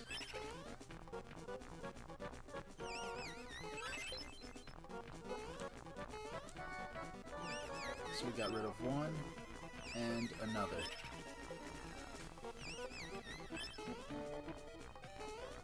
I'm not quite sure if they actually follow strict like Super Mario Bros. 3 or Super Mario World logic where they never move as long as you're... Yeah, I wasn't too worried there because I knew if I got those three blue ones, it would get me to the 1,000 points I need to get over. And what else have I done? I've done, like, magazine streams where I've, like, read some old magazines. But that's an unlisted playlist on my YouTube channel. Well, the playlist is listed, but the videos on it are generally unlisted. I generally... oh my gosh. I went the wrong direction. A direction I didn't even need to go in, and that triggered Koopa Kid. But it could be that any direction I went in, it would have triggered him all the same. I don't know. Alright. 1, 4, 3, 2... And also, during that commercial stream, I wasn't just old commercials from, like, the early 90s and very late 80s. That's what it mostly was. But I also had some, like, Nintendo, like, customers, like in-store representative training videos, and some, like, Nintendo Laserdisc kiosk videos, which was basically like watching, like, Nintendo Direct 1993. You will play Cloud Climb. Now, this minigame is criminally easy. It's just entirely too easy.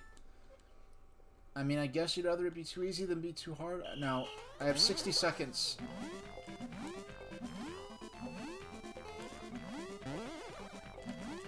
I needed less than 10. Less than 10 seconds for that. That course could have been 3 or 4 times as long. If I had performed just the same, I would have still beaten it.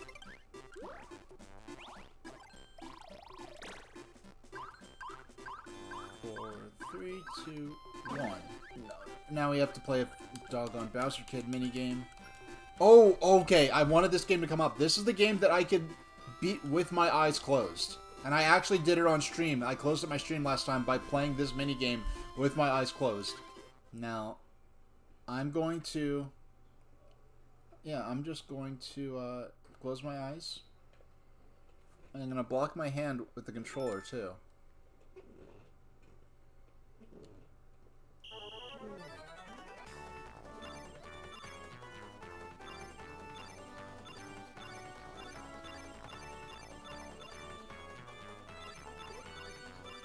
Yeah, I don't even really have this memorized.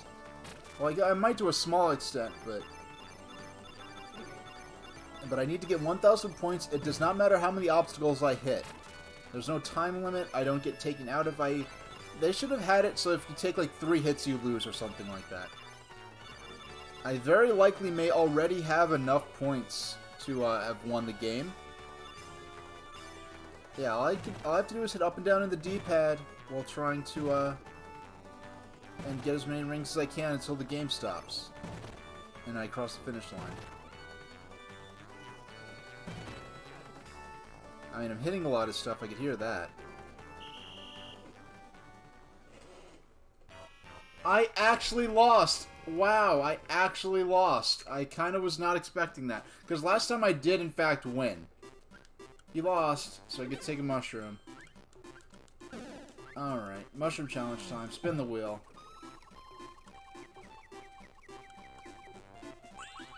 I was hoping I'd get Stompbot XL or Melon Folly, because both of them have weird localization things in them I could point out.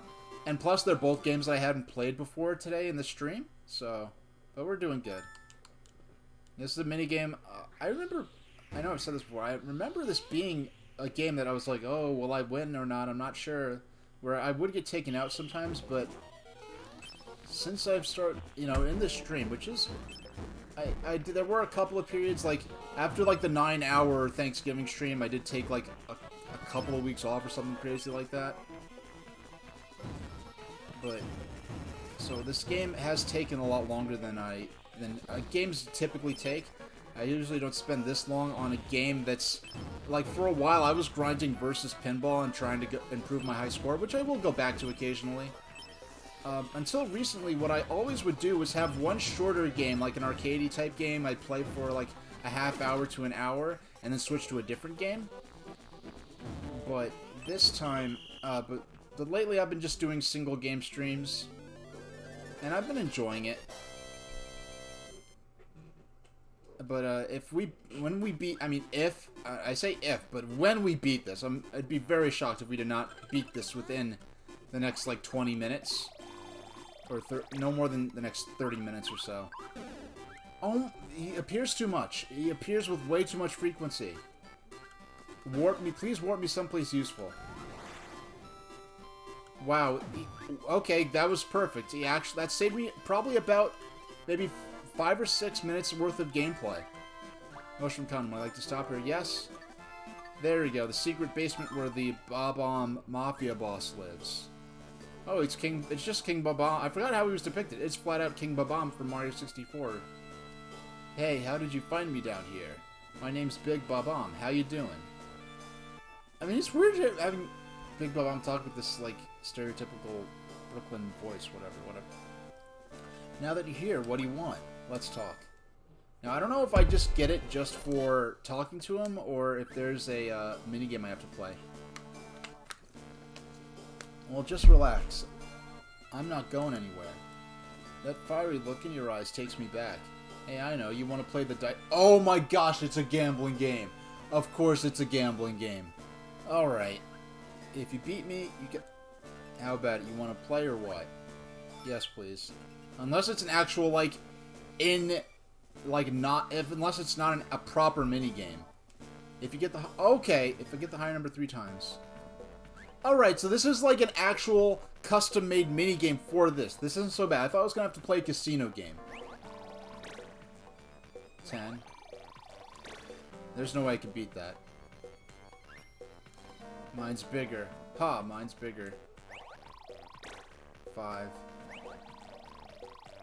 Yeah, and I can't... It is... One more roll and I win. Okay. This is giving me...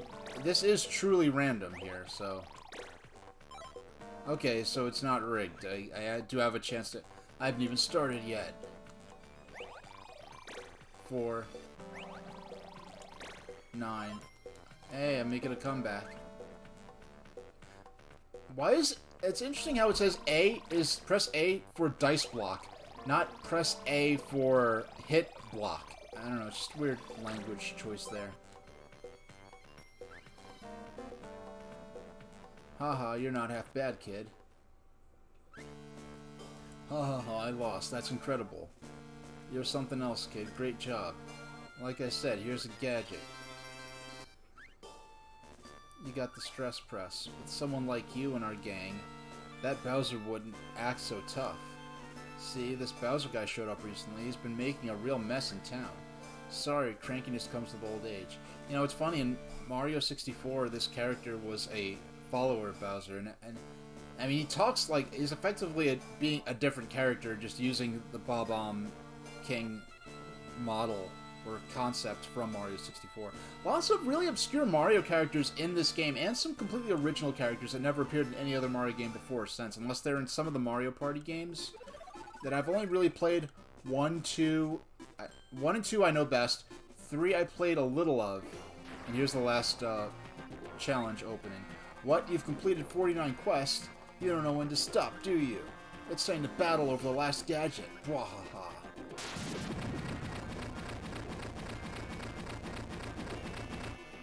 Oh, he has a... I didn't know Bowser had a Pyramid of Doom this whole time. We're going to settle behind this door. I'll be waiting for you. Bwahaha. Alright, now we just gotta get over. So that's the last regular quest. We have to get to Playland, only one more. Now we just gotta get over to Bowser's area. That's over in the desert. So we have to go to the left of where we're at. So we should, I just want to look at this character. We should have met every character by now.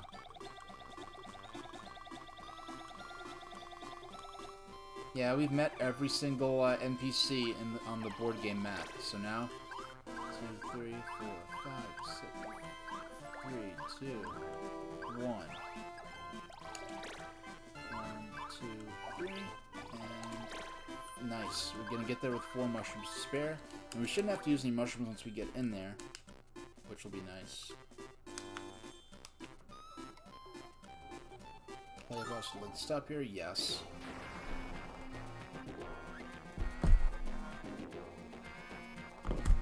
This is Bowser's Pipe House. Choose your destination. Yeah, so we did all the 8 others. Now it's time for the 9th and final Bowser stage. Mr. Bowser, sir, a customer is incoming. Gwahaha, I've been waiting for you for too long. Think you can get the last gadget? You got it. Final showdown. So let's see what this is. That's right, I have the final gadget. Well, duh, who did you expect to have it?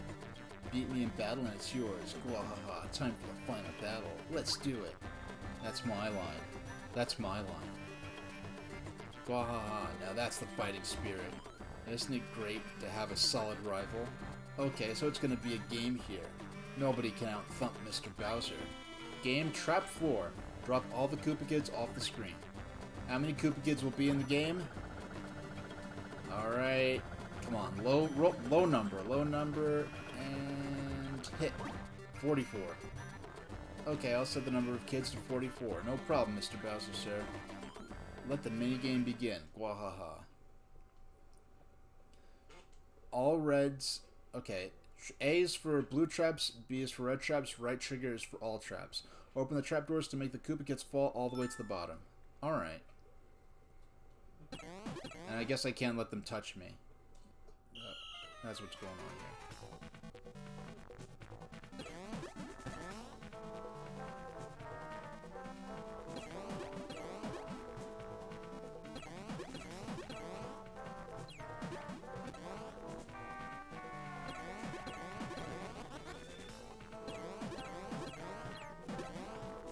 Alright, this is gonna get tricky for sure. I've never lost one of these Bowser Kid minigames before, but...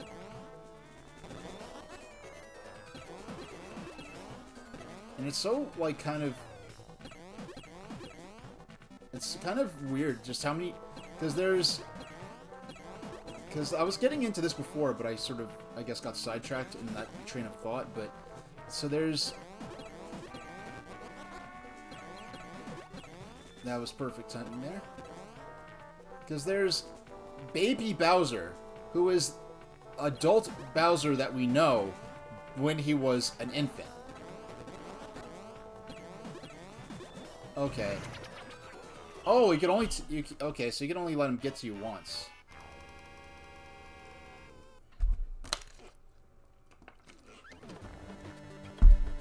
Hey, this is the last game. Don't give up. It's like you didn't even try. I wanted a good match, and you ruined it. Really ruined it. Go back to the start and try again. Don't blow it next time. Yeah, we're counting on you. That's interesting wording there. Alright, so for the sake of time, I'm going to... Gwahaha, I've been waiting for you. I'm going to make a save state right before... so I don't have to scroll through all this each time I lose, because that's the first of these Bowser Kid minigames I ever lost.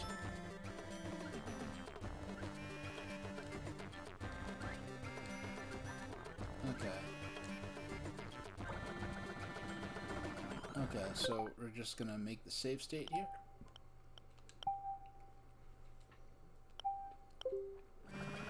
Alright, low number.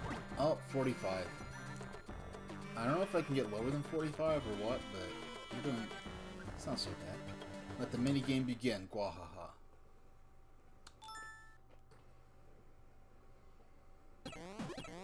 Alright.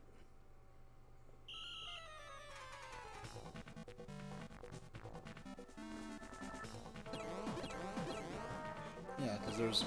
That's what I was getting at when I lost. Is that there's Baby Bowser, which is... Bowser, like actual normal Bowser, but just back when he was a baby. And then there's Bowser Jr., who is Bowser's son. And then there are the Koopalings, who are the children of Bowser. And then there are these what they call Koopa Kids in Mario Party games. But in the Super Mario Bros. 3D cartoon, they called the Koopalings the Koopa Kids. And then the Koopa Kids used to be... the children, I mean, the Koopalings used to be the children of Bowser, and then around the time of New Super Mario Bros. Wii, they made it like, they decanonized, They just made it, they like retconned it so that now the Koopalings are just followers of Bowser. It's kind of interesting how the Koopalings went from like, after Yoshi's Safari, the Koopalings did not appear in a Mario game again until Mario and Luigi, where they featured as mini-bosses towards the end of the game. And that was like a huge throwback, like, whoa, it's the Koopa Kids. And they weren't even, I think they were supposed to be brainwashed or something when you encounter them. Like, they don't even have any dialogue as I remember it. And then when they reappeared in New Super Mario Bros. Wii, it was such a big deal. Like, oh wow, the Koopalings are back. To actually see the Koopalings rendered in the art style of a modern Mario game was such a big deal. And then it went from the Koopalings being such a huge like throwback and a big deal and a special treat to have them in New Super Mario Bros. Wii. To that now people, and it like by the time they appeared in Mario Kart 8, people were pretty sick of them. And they were just kind of like a bad joke, like, oh, of course it's the Koopalings. And like in Smash Brothers, people were pretty sick of them. And it's kind of funny how they went from being this like fan favorite that rarely appeared in games after Super Mario World to being, oh wow, that's the last one. So that game wasn't hard, I just messed up.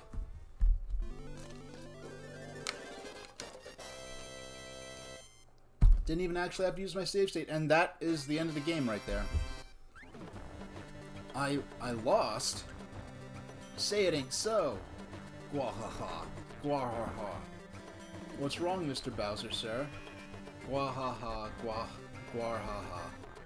I lost, but I'm glad we fought to the end. The final gadget is yours. You got the Bowser print. It's Bowser's handprint. Yay. It's one of a kind. I want it. Oh, you need some new ideas? Oh, yeah, I mean, people, I guess people just got sick of them, because I guess they're being used as a way to fill, out a roster of playable characters really easily, and people just got sick of them really fast. And really, it's that people got sick of the new Super Mario Bros. Games they kept reappearing in. Because I remember in, like, Super Mario Bros. For the DS, I was like, why aren't the Koopa Kids in this? Like, Bowser Jr. was still a new character, I didn't like him that much, like, where are the Koopa Kids? And I think at the time they're saying, oh, we wanted to have, I mean, we're the Koopalings, rather. Oh, we wanted to have Bowser Jr. in it to tie in with Mario Sunshine. And with Super Mario Bros. Wii, it's like, it was Bowser Jr. and the Koopalings, and then they just kept remaking, I mean, there was basically, New Super Luigi U is basically DLC that they released eventually as a physical standalone game just on the whim of Satoru Iwata. Luigi beat the final quest. Congratulations. Great job. I bet you wonder how Shroom City's doing. I completely forgot this ending, so. Tumble. He's still working as a beloved Shroom guide. Koopa. Cycles often with Koopa Paratroopa. Paratroopa. Made a fortune selling Toxic Toad Z figurines. So it's just like the end of Link to the Past, but less interesting, kind of. Boo. All the Boos haunt Horror Kondo daily now. Ukiki. He quit being mayor, still pals with Akiki. Thwomp. His new friend Womp got inside somehow. Yeah, the thing about Thwomp is his house was too small for him to fit in. They must have built it around him. Sushi. Sushi opened a seaside bed and breakfast. Aw, Sushi, you're the best. Shroomlock. He went on vacation and solved a crime. Mrs. S. I forgot she was in this game. She's gotten hooked on infomercials. Oh, bless her heart. Flutter. She's still looking for a new boyfriend. Pedal Guy. Gave up poetry for a career in carpentry. Mr. I. He's now learning how to wink for Peach. Goombob. Might move to the beach with Goombetty. Goombetty. Loves Goomba, madly collects seashells. Now, notice how Goombob and Goombetty are the Super Mario World style Goombas and not the traditional Goombas from, like, Super Mario Brothers. And it wasn't until, I think, fairly recently, I think it wasn't until Super Mario 3D World that they officially distinguished the Super Mario World Goombas as being a different species from the regular Goombas. And those are the ones that you could, the Mario World style ones that you can stomp on and you can pick up and throw them. Those are called Galoombas instead of Goombas now. Now, Mr. Blizzard, he's learning a mean fastball for the miners. Cheap. He's improved a lot. He's even set a new record. Coach wrote a book on his confidence techniques. Fly Guy. With his bags packed, he just waits on the roof. Klepto. Changed the secret code to guard his treasure. Snippet. Getting a bit tired of all the boo sightings. Dory, our favorite, because sea beasts, sea monsters, sea serpents are always our favorite here on the stream. Dory, he hasn't seen Yoshi in ages. Aw, I guess Yoshi never went back to visit. Mr. E, nobody seems to know where he's gone. How appropriate. Bob-omb, stepped in to fill Big Bob-omb's shoes. Bob-omba, her piranha plant has grown a bit too big. Piranha plant, still healthy, still dangerous. Huge, too. Big Bob-omb, moved to the jungle to enjoy retirement. Ninji. Sold his DVD when he got bored of cartoons. Now, Ninjas, I don't think are featured very often in mainline Mario. Like, I can't think of many appearances aside from Mario Bros. 2. Like Kiru. Secretly yearns to be a screenwriter. Lantern Ghost. Still runs the club they meet on Tuesdays. Still runs the club they meet on Tuesdays. 2 separate sentences. Mushbird. Outgrew Toad Force 5. He loves Koopa Quest now. Monty Mole. Gave up the games and got himself hitched. Good for him. Amp. Hit a hot streak in the game room. Because gambling is good for you. Hoot. And his head still won't stop spinning. These are all, it's interesting how they group together all the gambling room characters. Penguin still can't afford that old wedding ring. I won the game! I helped you! What did you go and win gamble again? Camex forgave Bowser and joined his side. Salvo still guards the second floor of Duel Tower. Salvo is from Super Mario Bros. 2 Yoshi's Island, and he hasn't appeared since. Womp became good friends with Womp. As mentioned above, Mouser was really bummed that Womp left. Spear Guy lurks in thickets waiting for a mustache. Blooper trains very hard and is getting tough. Chain Chomp now guards the first floor of Duel Tower. Shy Guy. The coal is starting to run a little low again. He was the steam train driver. Pokey. Many consider his new riddle the finest ever. Today. His mushrooms... Oh, Toady. His Mushroom Stadium gig was a big hit. Mecha Koopa spends all his time writing a new theorem. Dolphin. He's become a massive TV star. How come the shark is called Sushi, but the dolphin is just called Dolphin? Goomba. Officially assigned to be Shroom City's guide. Naval Piranha. Seems to grow quite well in the dry desert. Huffin' Puffin. Another super... I haven't touched the thing. Okay. Huffin' Puffin. Another Yoshi's Island character. Not even Bowser knows where they vanished to. I forgot they were a character in the game. Koopa Kid. Still idolizes Bowser's every stupid move. Bowser wants to make a clean start at beating Mario.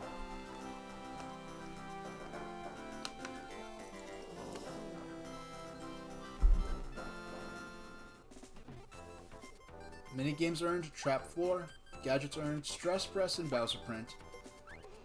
You can now play Bowser Land. Okay, I think that's just a mode where you could replay all the Bowser games. Alright. We need...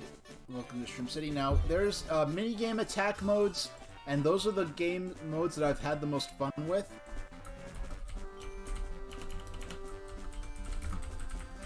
Super Mario... Pinball, and then parentheses, blind playthrough, which I have to type in myself. I spelled playthrough wrong. Because I have to reach over my, microphone to type on this keyboard. So Super Mario, see, I already had the thing set up. Now, I have to type in blind playthrough because they took away the blind playthrough tag on Twitch. And I'll get this out the way real quick.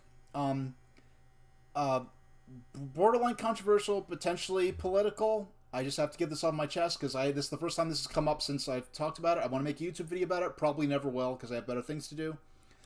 But it's like, oh, we're being sensitive to people with disabilities, and we've banned the term. No, we took away the blind playthrough tag. Twitch says.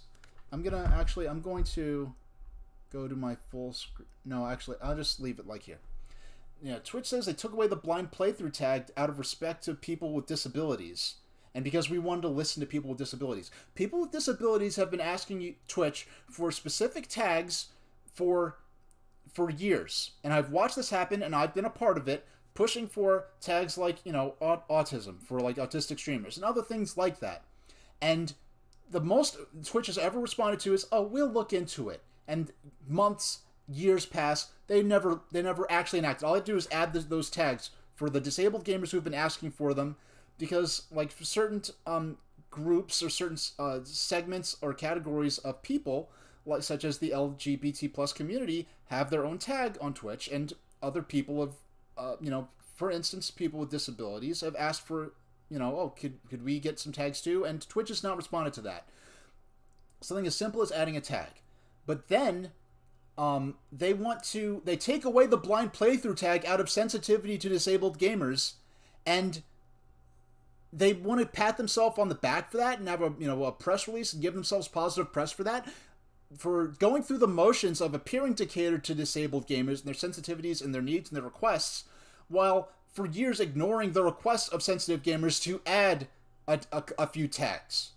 And so that sends the message that Twitch does not care, or the decision-making process in this case is not about catering to disabled Twitch users. It is about appearing to be progressive, appearing to cater to disabled Twitch users, and patted themselves on the back for that in a way that it's all about appearances, not actual action.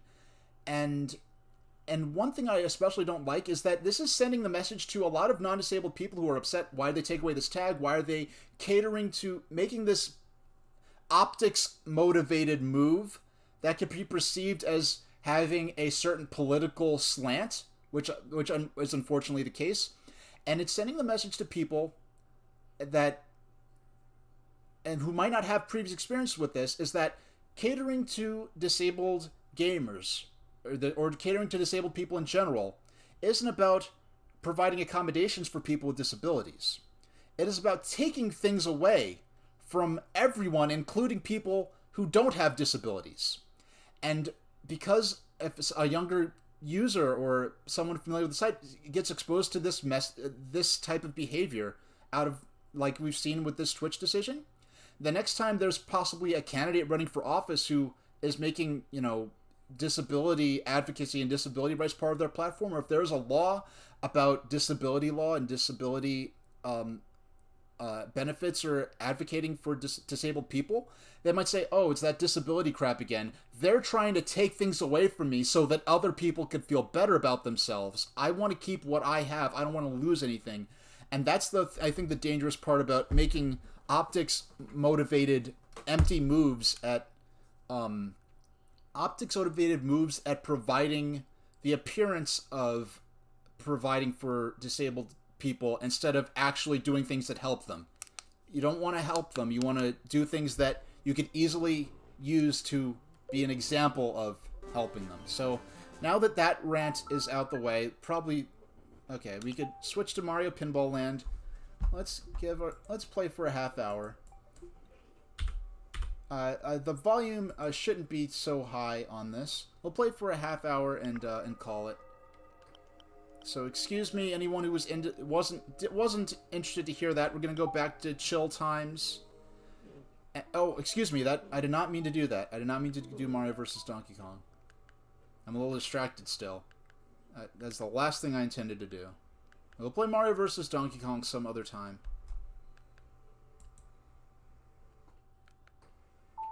Okay, we're gonna close that. We're gonna play Mario Pinball Land for a half hour. And sorry, the reason I wanted to get that out then, and my full screen camera is like not set up. It's set up for a different when I had the camera set up differently. I wanted to get that out then because it was fresh in my mind, And if I didn't say it then, I probably would have never made a dedicated YouTube video for that, so excuse me.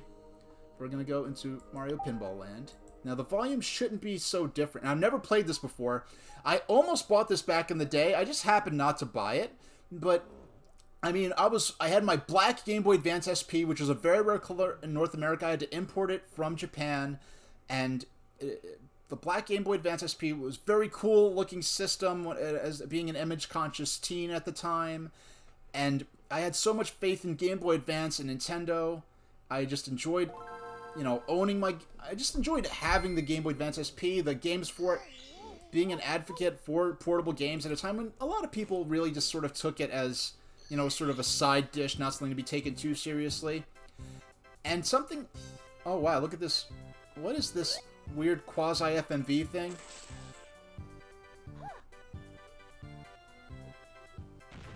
Oh, so I guess this is explaining why they're pinballs? There's actual lore associated with this? That's interesting.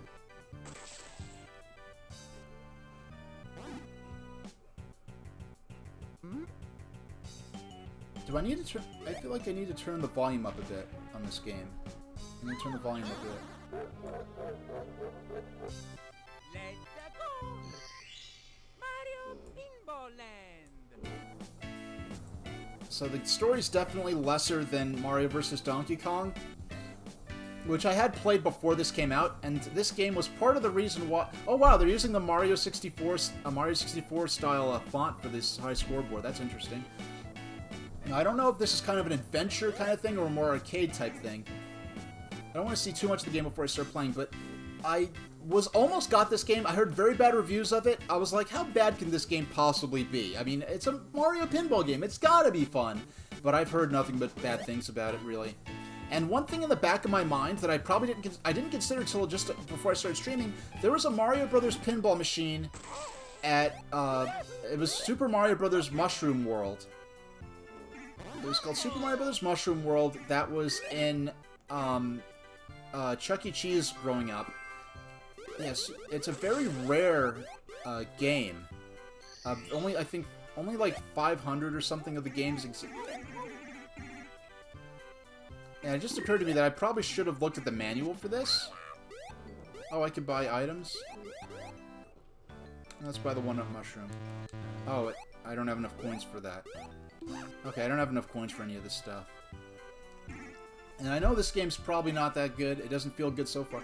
But the association, having a positive association between Super Mario Brothers, and pinball, probably led to had a major influence on me wanting to play this game.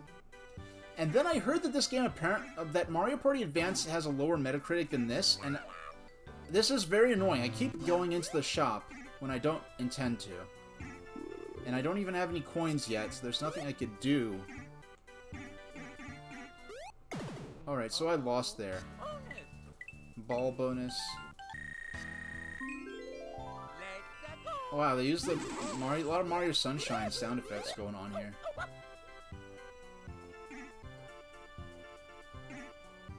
Now I have a ball outlane stopper that I kind of deliberately bypassed. Okay, so I got the blue coins apparently don't count as money. So I could choose a... So I chose a different pinball table to go to. Alright, next time I play this, I'm definitely gonna be... I don't know if sometimes the manual is included with the games on the Wii Virtual Console, but other times I'll have to go and find a PDF of the manual. I definitely want to know the actual lore they wrote for this game, because something's going on where there's like a carnival where they're turning you into a pinball and shooting you into targets.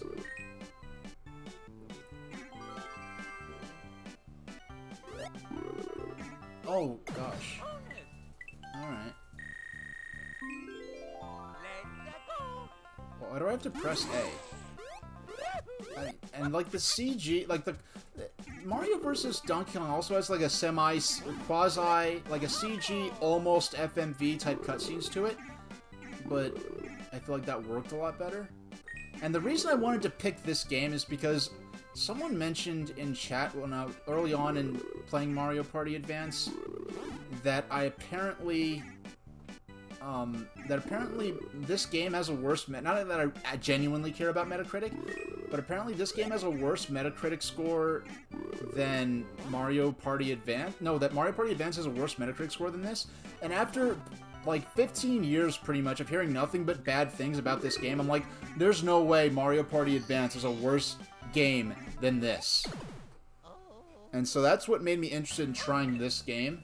Because I advocate for that Mario Party Advance, I still do, because a lot of people have a knee-jerk negative response. Game over. So this isn't really like a quest type thing, this is really more arcadey. Let's continue. And this feels like a game where I really will have to learn the, I guess, read the manual, which I will be doing on stream, because I think that's more interesting. So let's try the snow area. Now, is Mario smaller in some maps than on others? And I will be checking the VOD to see if I'll be doing some tests to see if the volume's balanced. Because this game seems a lot quieter than it should be. All right. So what am I trying to do here? Am I trying to hit the skating Shy Guy? Oh, okay, so I pressed B. Oh, so I had... Because I noticed there was a pipe in B, and I'm like, what is that? And I pressed B, and the pipe appeared. I want to collect the coin. I want to get some coins so I can get some items.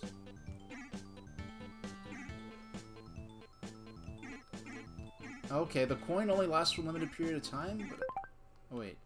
Sorry, Okay, oh, that's nice. You can use the L and R triggers for the paddles, which is great. That's how I have, That's how I have Nintendo versus Pinball, mapped.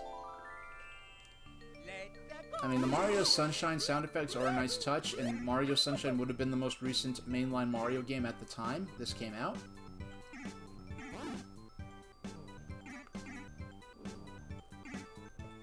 So it's nice to hear that they... Okay, so I got... So I want to hit the exit up there. And there's no tilt, apparently. Yeah, there's no... I've been pressing buttons around the D-pad or anything. There's no tilt function in this, so... Hey, we got up to the second part of this board. So I need to collect stars to open those doors, I guess? Yeah, next time we'll start the next stream by reading the manual And I have a feeling that I'm probably not going to be too interested in doing more than a single other stream of this, because this... I don't know, I'm not feeling the magic here. I don't feel like this is offensively bad, but I just feel like it's unimpressive and uninteresting. And the look of this, and I always kind of felt this way, I never really thought about it, but I always kind of felt this, kind of has the feel like this should have been like... This could have been like an online Flash game or something. Like something that would have been part of Camp Hyrule, where they had some Nintendo-themed Flash games that were online for a limited time. Alright. Yeah. And we're... Oh. Okay. So that Freezy guy, I know those things are from Mario Brothers originally. Those things go way back in Mario lore. And I got the coin. And I activated my my stopper there. Yeah, yeah, I'm probably gonna do one more stream of this. Or I might play for a couple hours and then that's it. But I'm not sure how I'm supposed to earn stars. Am I supposed to get that freezy thing right over the crack? Is that what I'm trying to do? And he'll fall through and... Oh no, I knocked him. That's not the way I wanted to hit him. Oh, of course I... Okay, so I'm back. Okay, so I go through the out lane, and I'm... As long as I don't go through the bottom... Almost, but not quite enough momentum to get through to the next board. I do want to... Oh, great. Oh, I can still... I guess I missed out on a star there? I'm not sure what the stars do. Oh, I guess they just unlock doors. But it's... Are these... I don't know, that's a character death sound from Mario 64, so am I trying to kill the penguins? And all they do is bounce around.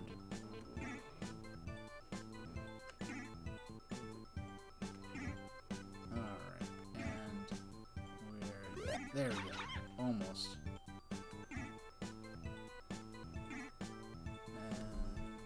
Yeah, it's a lot better. The game definitely feels better now that I'm using the L and R triggers. And there are not a lot of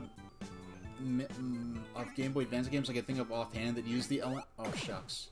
So we lost a ball there.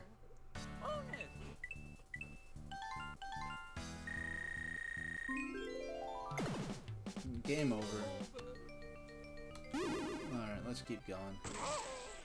There's something about the close-up, like the CG graphic of that... Oh wow, I got a lot of coins there. There we go. Oh, well the blue... I keep forgetting the blue coin doesn't just count as 5 coins like in Mario 64, it just is its own thing. So, let's try the green field here.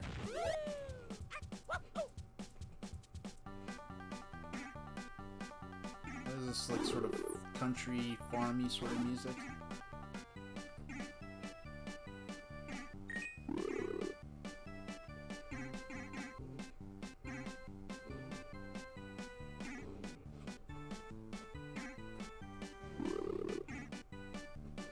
Alright, so we got these beehives. Do the beehives release bees at any point? Or are they just... That's just the theming, they just... I mean, if you're gonna have a themed bumper, they could have had like a bale of hay there as a bumper. If they wanted to have sort of something to bump Mario off of, that could also be incorporated into sort of country sort of theming here. Because when you have a beehive in a video game, your natural instinct is that if you hit the beehive, you're going to send... Okay, I did send a bee out. So that's what I don't like that. Like there's inconsistent like design language pretty much. Like here it releases a bee, but on the lower one the identical looking beehive didn't have a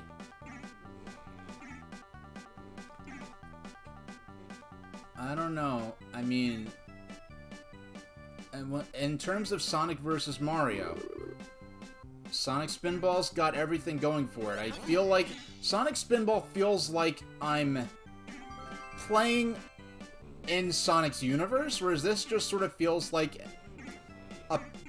this feels like a pinball machine themed around Mario stuff, whereas Sonic Spinball, I mean, actually and that game's hard as heck. I never even beat the first level, but it's so much fun.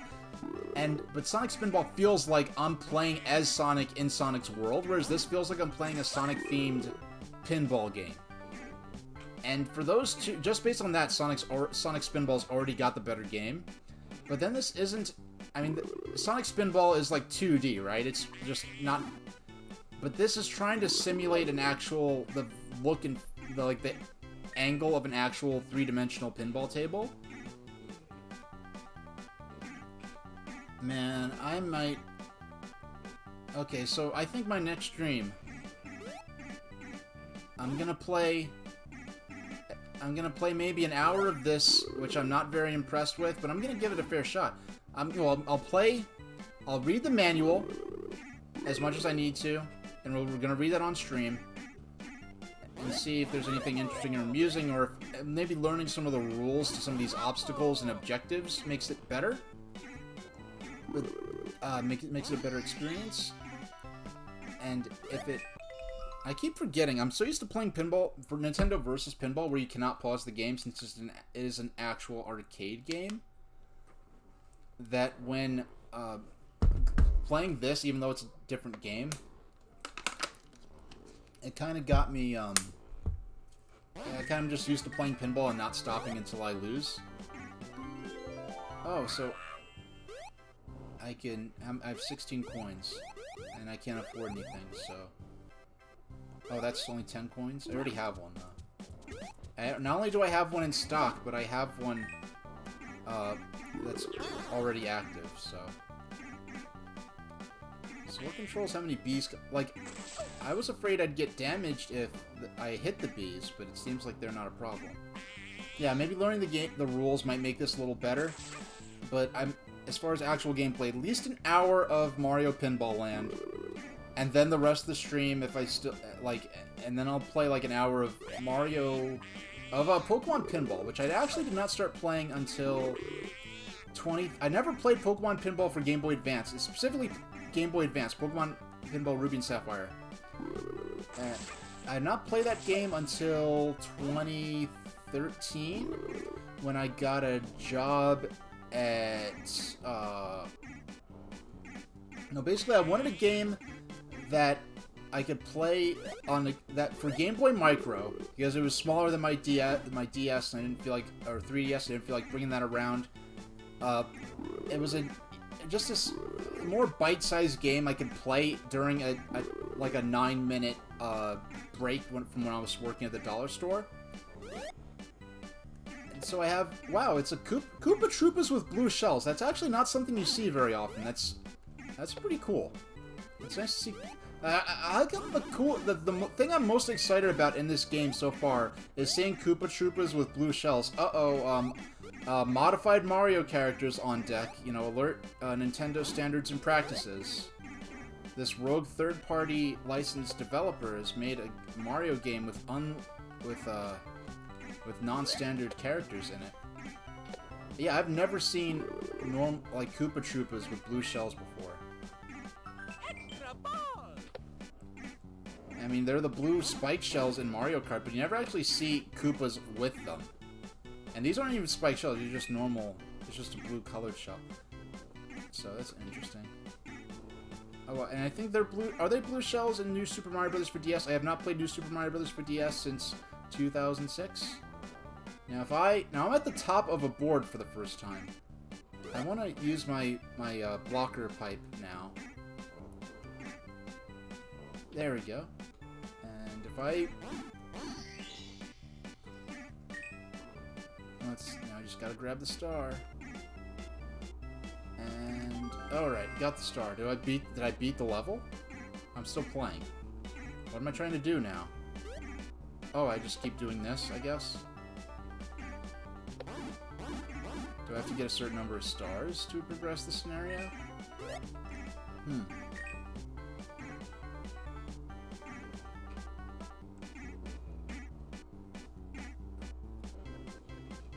And the other thing that I didn't say, sorry I had to bring this back up, because it's not a happy thing to talk about, because I'm upset, obviously, about it, but the other thing that frustrates me about, the reason I know that this, we're taking away the blind playthrough tag, is just like an empty move, is that if Twitch genuinely considered blind playthrough to be an offensive, unacceptable term, they would not allow you to use that term in your stream title. Because they took away the tag, and they actually said, oh, well, you can still put it in your stream title. And it's like, okay, now you're exposing how empty and meaningless this is. If you considered that a blind playthrough a genuinely offensive term, you would not be encouraging people to put it in their stream titles. It's just an empty gesture that doesn't do anything to help anybody. And if they did, actually ban you from putting the phrase blind playthrough in your title, that would be, at least it would be consistent, but it would be a really dumb thing to do. And going on the same logic, I just said dumb, that is an ableist term. Because the whole thing is, we're taking away ableist terms from, the Twitch tags out of respect for disabled people. Dumb is an ableist term. That's an actual official, dumb was a formal medical term that is now used to mean stupid or that it doesn't make sense. Imbecile, that's a word that is used as an insult, and it's not even taken as a serious insult. Dumb, imbecile. Imbecile was also an actual medical term at one point. I mean, to a certain extent, there's a wheel of epithets that just sort of come and go and lose their meaning, so different terms replace them. That doesn't mean to say things that are at the time considered genuinely disrespectful to people. But if they want to be consistent, then about this, oh, we're taking away ableist terms out of the tags that are respect to disabled people, then why are you, in the same breath, encouraging them to put those same terms in their title since they're no longer as a formal tag for it? So, that I think covers everything I have to say about that, so we'll just drop it there, and I'll probably edit those two clips together into a video I'll put up on YouTube later. Hey, got a baby pacifier. What does this do, I wonder? It makes the ball smaller? That's another thing. I'm calling it the ball. Like, if I was playing Sonic Spinball, I'd think of me as I'm playing as Sonic. Whereas here, I'm thinking of Mario as just the ball. Now, what is the benefit to having the small pinball? Does it make it... Oh, okay, I was going to say, you know, I should have said it out loud. I was thinking, since I have a small ball, can I now fit inside the beehive? And I didn't want to say that out loud, because I actually just missed it before I even said it out loud, because I convinced myself that there's no way... I'm kind of unimpressed with this game. I didn't think they had the creativity to actually have it so that having having the smaller ball lets you go inside the beehive for a little bonus area. What does the Yoshi egg do? Let's see. Oh, Yoshi egg is... Okay, so Yoshi eggs are multi-ball, pretty much.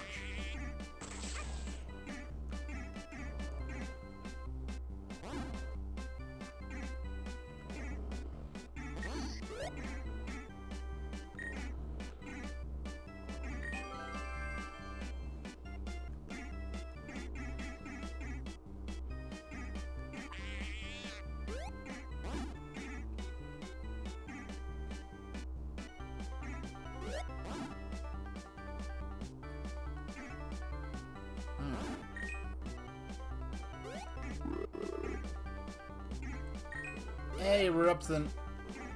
What does the switch do? I forgot what the switch did when I... Oh, and there's Toad. Now, what does the switch do? I don't know what happened.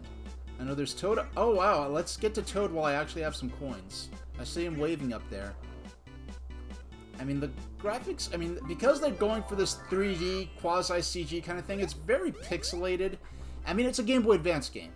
Like, I'm not expecting HD, you know, like 8K or anything, but... Now let's see what the lightning bolt does. Is that...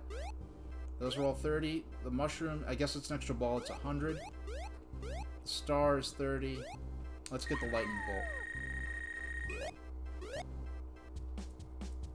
Now let's see what the lightning bolt does.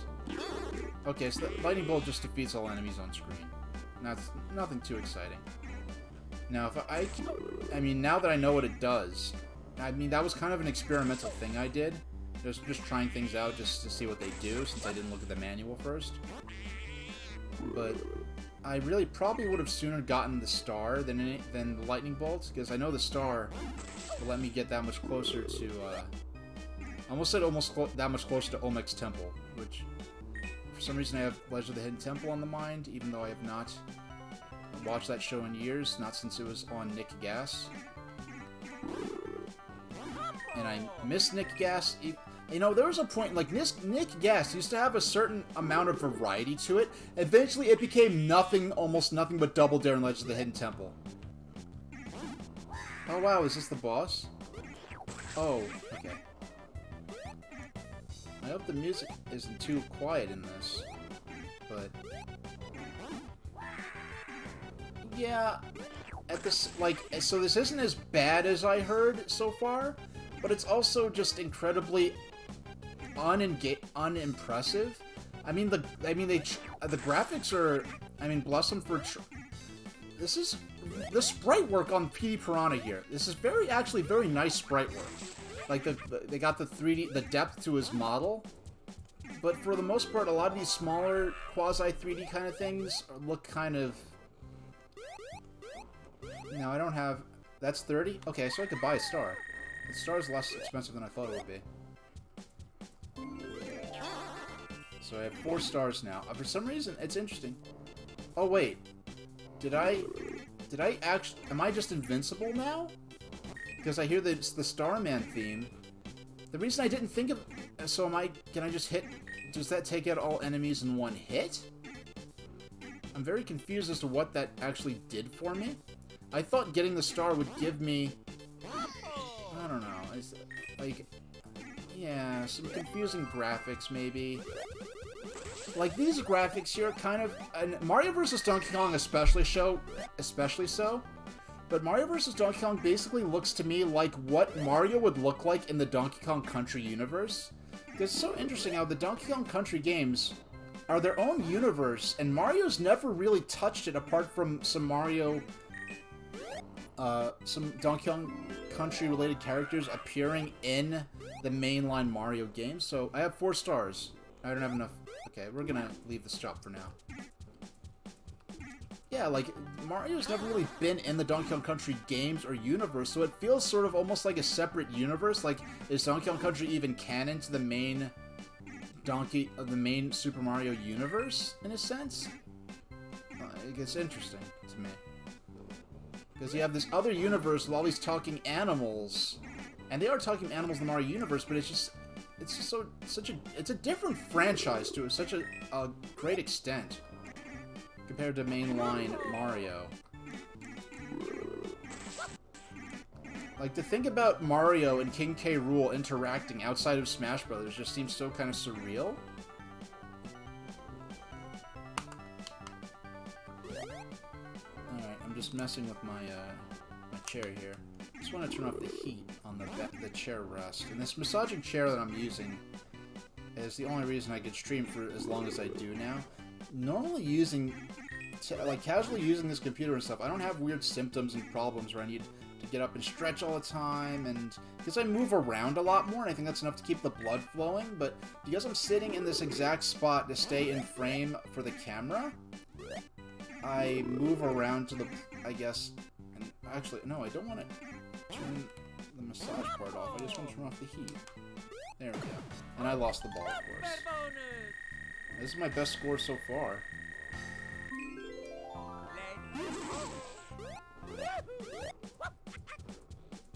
Alright, so... This is the most success or progress I feel like I've ever made. And how many... I have 2 balls left. Oh, wait! Which Mario game has that? I know the da-na-na-na. That's official, but the official da-na-na-na, da-na-na-na. Like, what Mario game had that? Was it Super Mario World? That's a sound effect I have not thought of or encountered for years. Is it from Mario Kart, the first Mario Kart? Why do I remember that particular chime? I remember that chime from some other Mario game, and I don't remember where. Alright, so we only have a couple more minutes, and I'm gonna call the stream. Alright.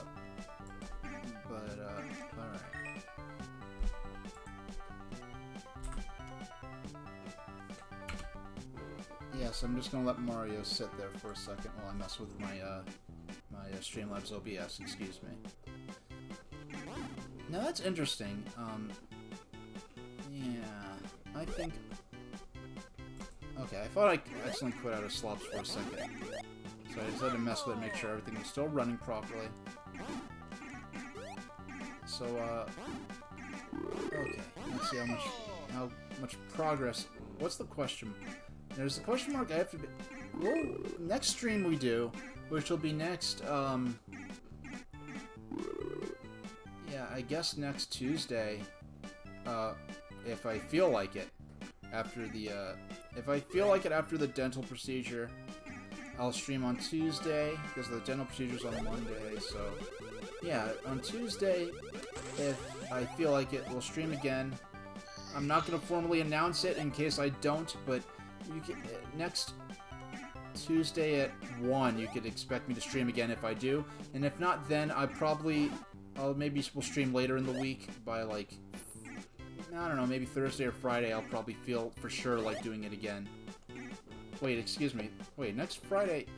Oh, heck, next Friday's freaking Christmas. I forgot. Like, I don't think in terms of, like, holidays and stuff until, like, the actual holiday comes. So, excuse me. Yeah, so, yeah, my next stream will be Tuesday, and if I can't stream again on Christmas, I'll definitely... I mean, If I don't stream on Tuesday, I'll definitely be streaming on Christmas. I'll be having a double feature, a public domain anime night starting at 12 Eastern Standard Time. It is a doozy. They are both hilariously awful. Lots to laugh at. There'll be parts. I mean, there are parts where let's get this last Koopa and call it. I've shown this movie to friends, and I have to tell them, no, I did not edit that in. That actually just happened in this actually officially released anime movie. I mean, the fact that the copyrights lapsed to them shows how bad they are, that they didn't even bother to protect the copyrights for them. They just let them lapse. And they're available on YouTube, but I have better copies of them on DVD, so I ripped my own DVD copies, and I've also, so we're gonna call it, okay, the thumbs up is just bonus points.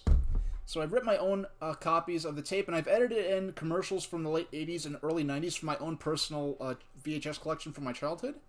So on Christmas, we'll be doing the anime double feature at 12 Eastern Standard Time. On next Tuesday, look what I'm playing. Look what I'm playing. It's Mario Pinball Land. And I didn't realize until today, I never played it before, but I didn't realize until today that I probably was inclined to play this. I just never happened to want to spend my money for it at the time. There are other games I wanted more. Back in later half 2004. But I probably had a bit of a leaning towards wanting to play this because of my positive memories of playing Super Mario Brothers Mushroom World at Chuck E. Cheese when I was a kid.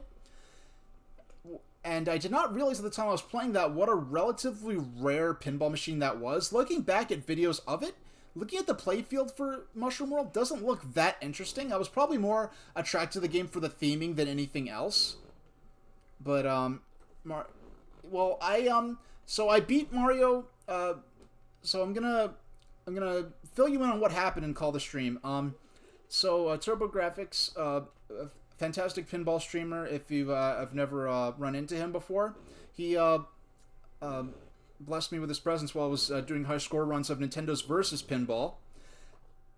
So I'm on next Tuesday. I have a dental appointment the day before, but if I feel like and can talk well, on Tuesday, I'll go back to this. I didn't look at the manual and everything like that for this before I started playing, because this is just my backup game after I finish Mario Party Advance. So we'll read the manual on stream, which I did not consider doing before I jumped into this. I actually learned the rules for sort of the targets and objectives. This was not as... I wanted to play this because I've heard nothing but bad things about this for the last 15 years, pretty much, and I heard that this game has a worse Metacritic score, not that Metacritic should be taken seriously. I heard it has a worse score than Mario Party Advance, and I was like, as much bad things as I've heard about Mario Party Advance, there's no way that it's worse than Mario Pinball Land. And I do advocate, even with my frustration, I do advocate for Mario Party Advance. So I wanted to try this specifically because I heard this was really bad. So far, some of the graphics are kind of impressive, but because they tried the CG thing, it is kind of more pixelated than it would be if it was just traditional sprite-based. What I'll do is I'll read the manual, then I'll play through at least an hour of this. I'm not blown away by it. It's not horrible either. It's not as bad as I was led to believe, but it's not very impressive. Like, Sonic Spinball is much better. Like, when I said before, I haven't played... Like, when I play Sonic Spinball, it's hard as nails. It's maybe tough to a fault. I never got past the first board, but I feel like I'm playing in Sonic's universe. I'm playing as Sonic. Whereas here, I feel like I'm playing as Sonic... Here, I'm playing a Mario-themed pinball game instead of playing as Mario in Mario's world. Whereas Sonic Spinball, I feel like I'm playing in Sonic's world. So I think the theming was better incorporated with Sonic Spinball, but... So getting on from that, I'll give this at least another hour, and then I'll move on to Pokemon Pinball Ruby and Sapphire, which I have not played since maybe 2013. I have really very fond memories of that. I haven't played it since, so I'd be quasi-blind into it. A much better pinball Mario Ruby and Sapphire. Pokemon Pinball Ruby and Sapphire, much better video pinball game than this right here, and this isn't as bad as I've heard. But if I paid $30 for this back in the day, I would not have been particularly impressed. I wouldn't have felt like I wasted my money, but it's not super impressive. I would have gotten my gameplay out of it. Some of the things, they could have made a less technically ambitious game that probably would have been a lot better, but graphically, like when I was fighting Petey Piranha in this, I was really impressed with the sprite work, the 3D CG sprite work on him. And so that's what I'll be doing on Tuesday, if I can still talk after my dental procedure the day before. And on Thanksgiving, on Christmas at noon Eastern Standard Time, I'll be playing, have an anime double feature of two public domain anime movies. And I'm hiding the name so you can't look down, but if you're not familiar with this game, see this cover of this anime here? This is the biggest lie in the history of film covers, and I really look forward to running those on stream, because they are both public domain. They're available on YouTube, but my DVD copies are better, so I just ripped them from my DVDs, and that's what I'll be doing on Christmas. I also edited in commercial breaks from my personal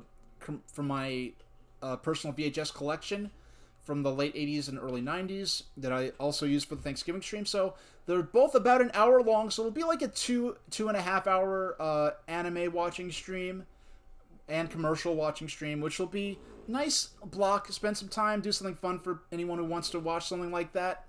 And then also but I still have the rest of the day. I don't want to do like a day-long crazy mega stream like I did on Thanksgiving with the commercial marathon. So that's it for today. Thank you for watching. The Christmas stream is pretty much a sure thing, but the stream next Tuesday, the 22nd. Oh no, yeah, the 22nd.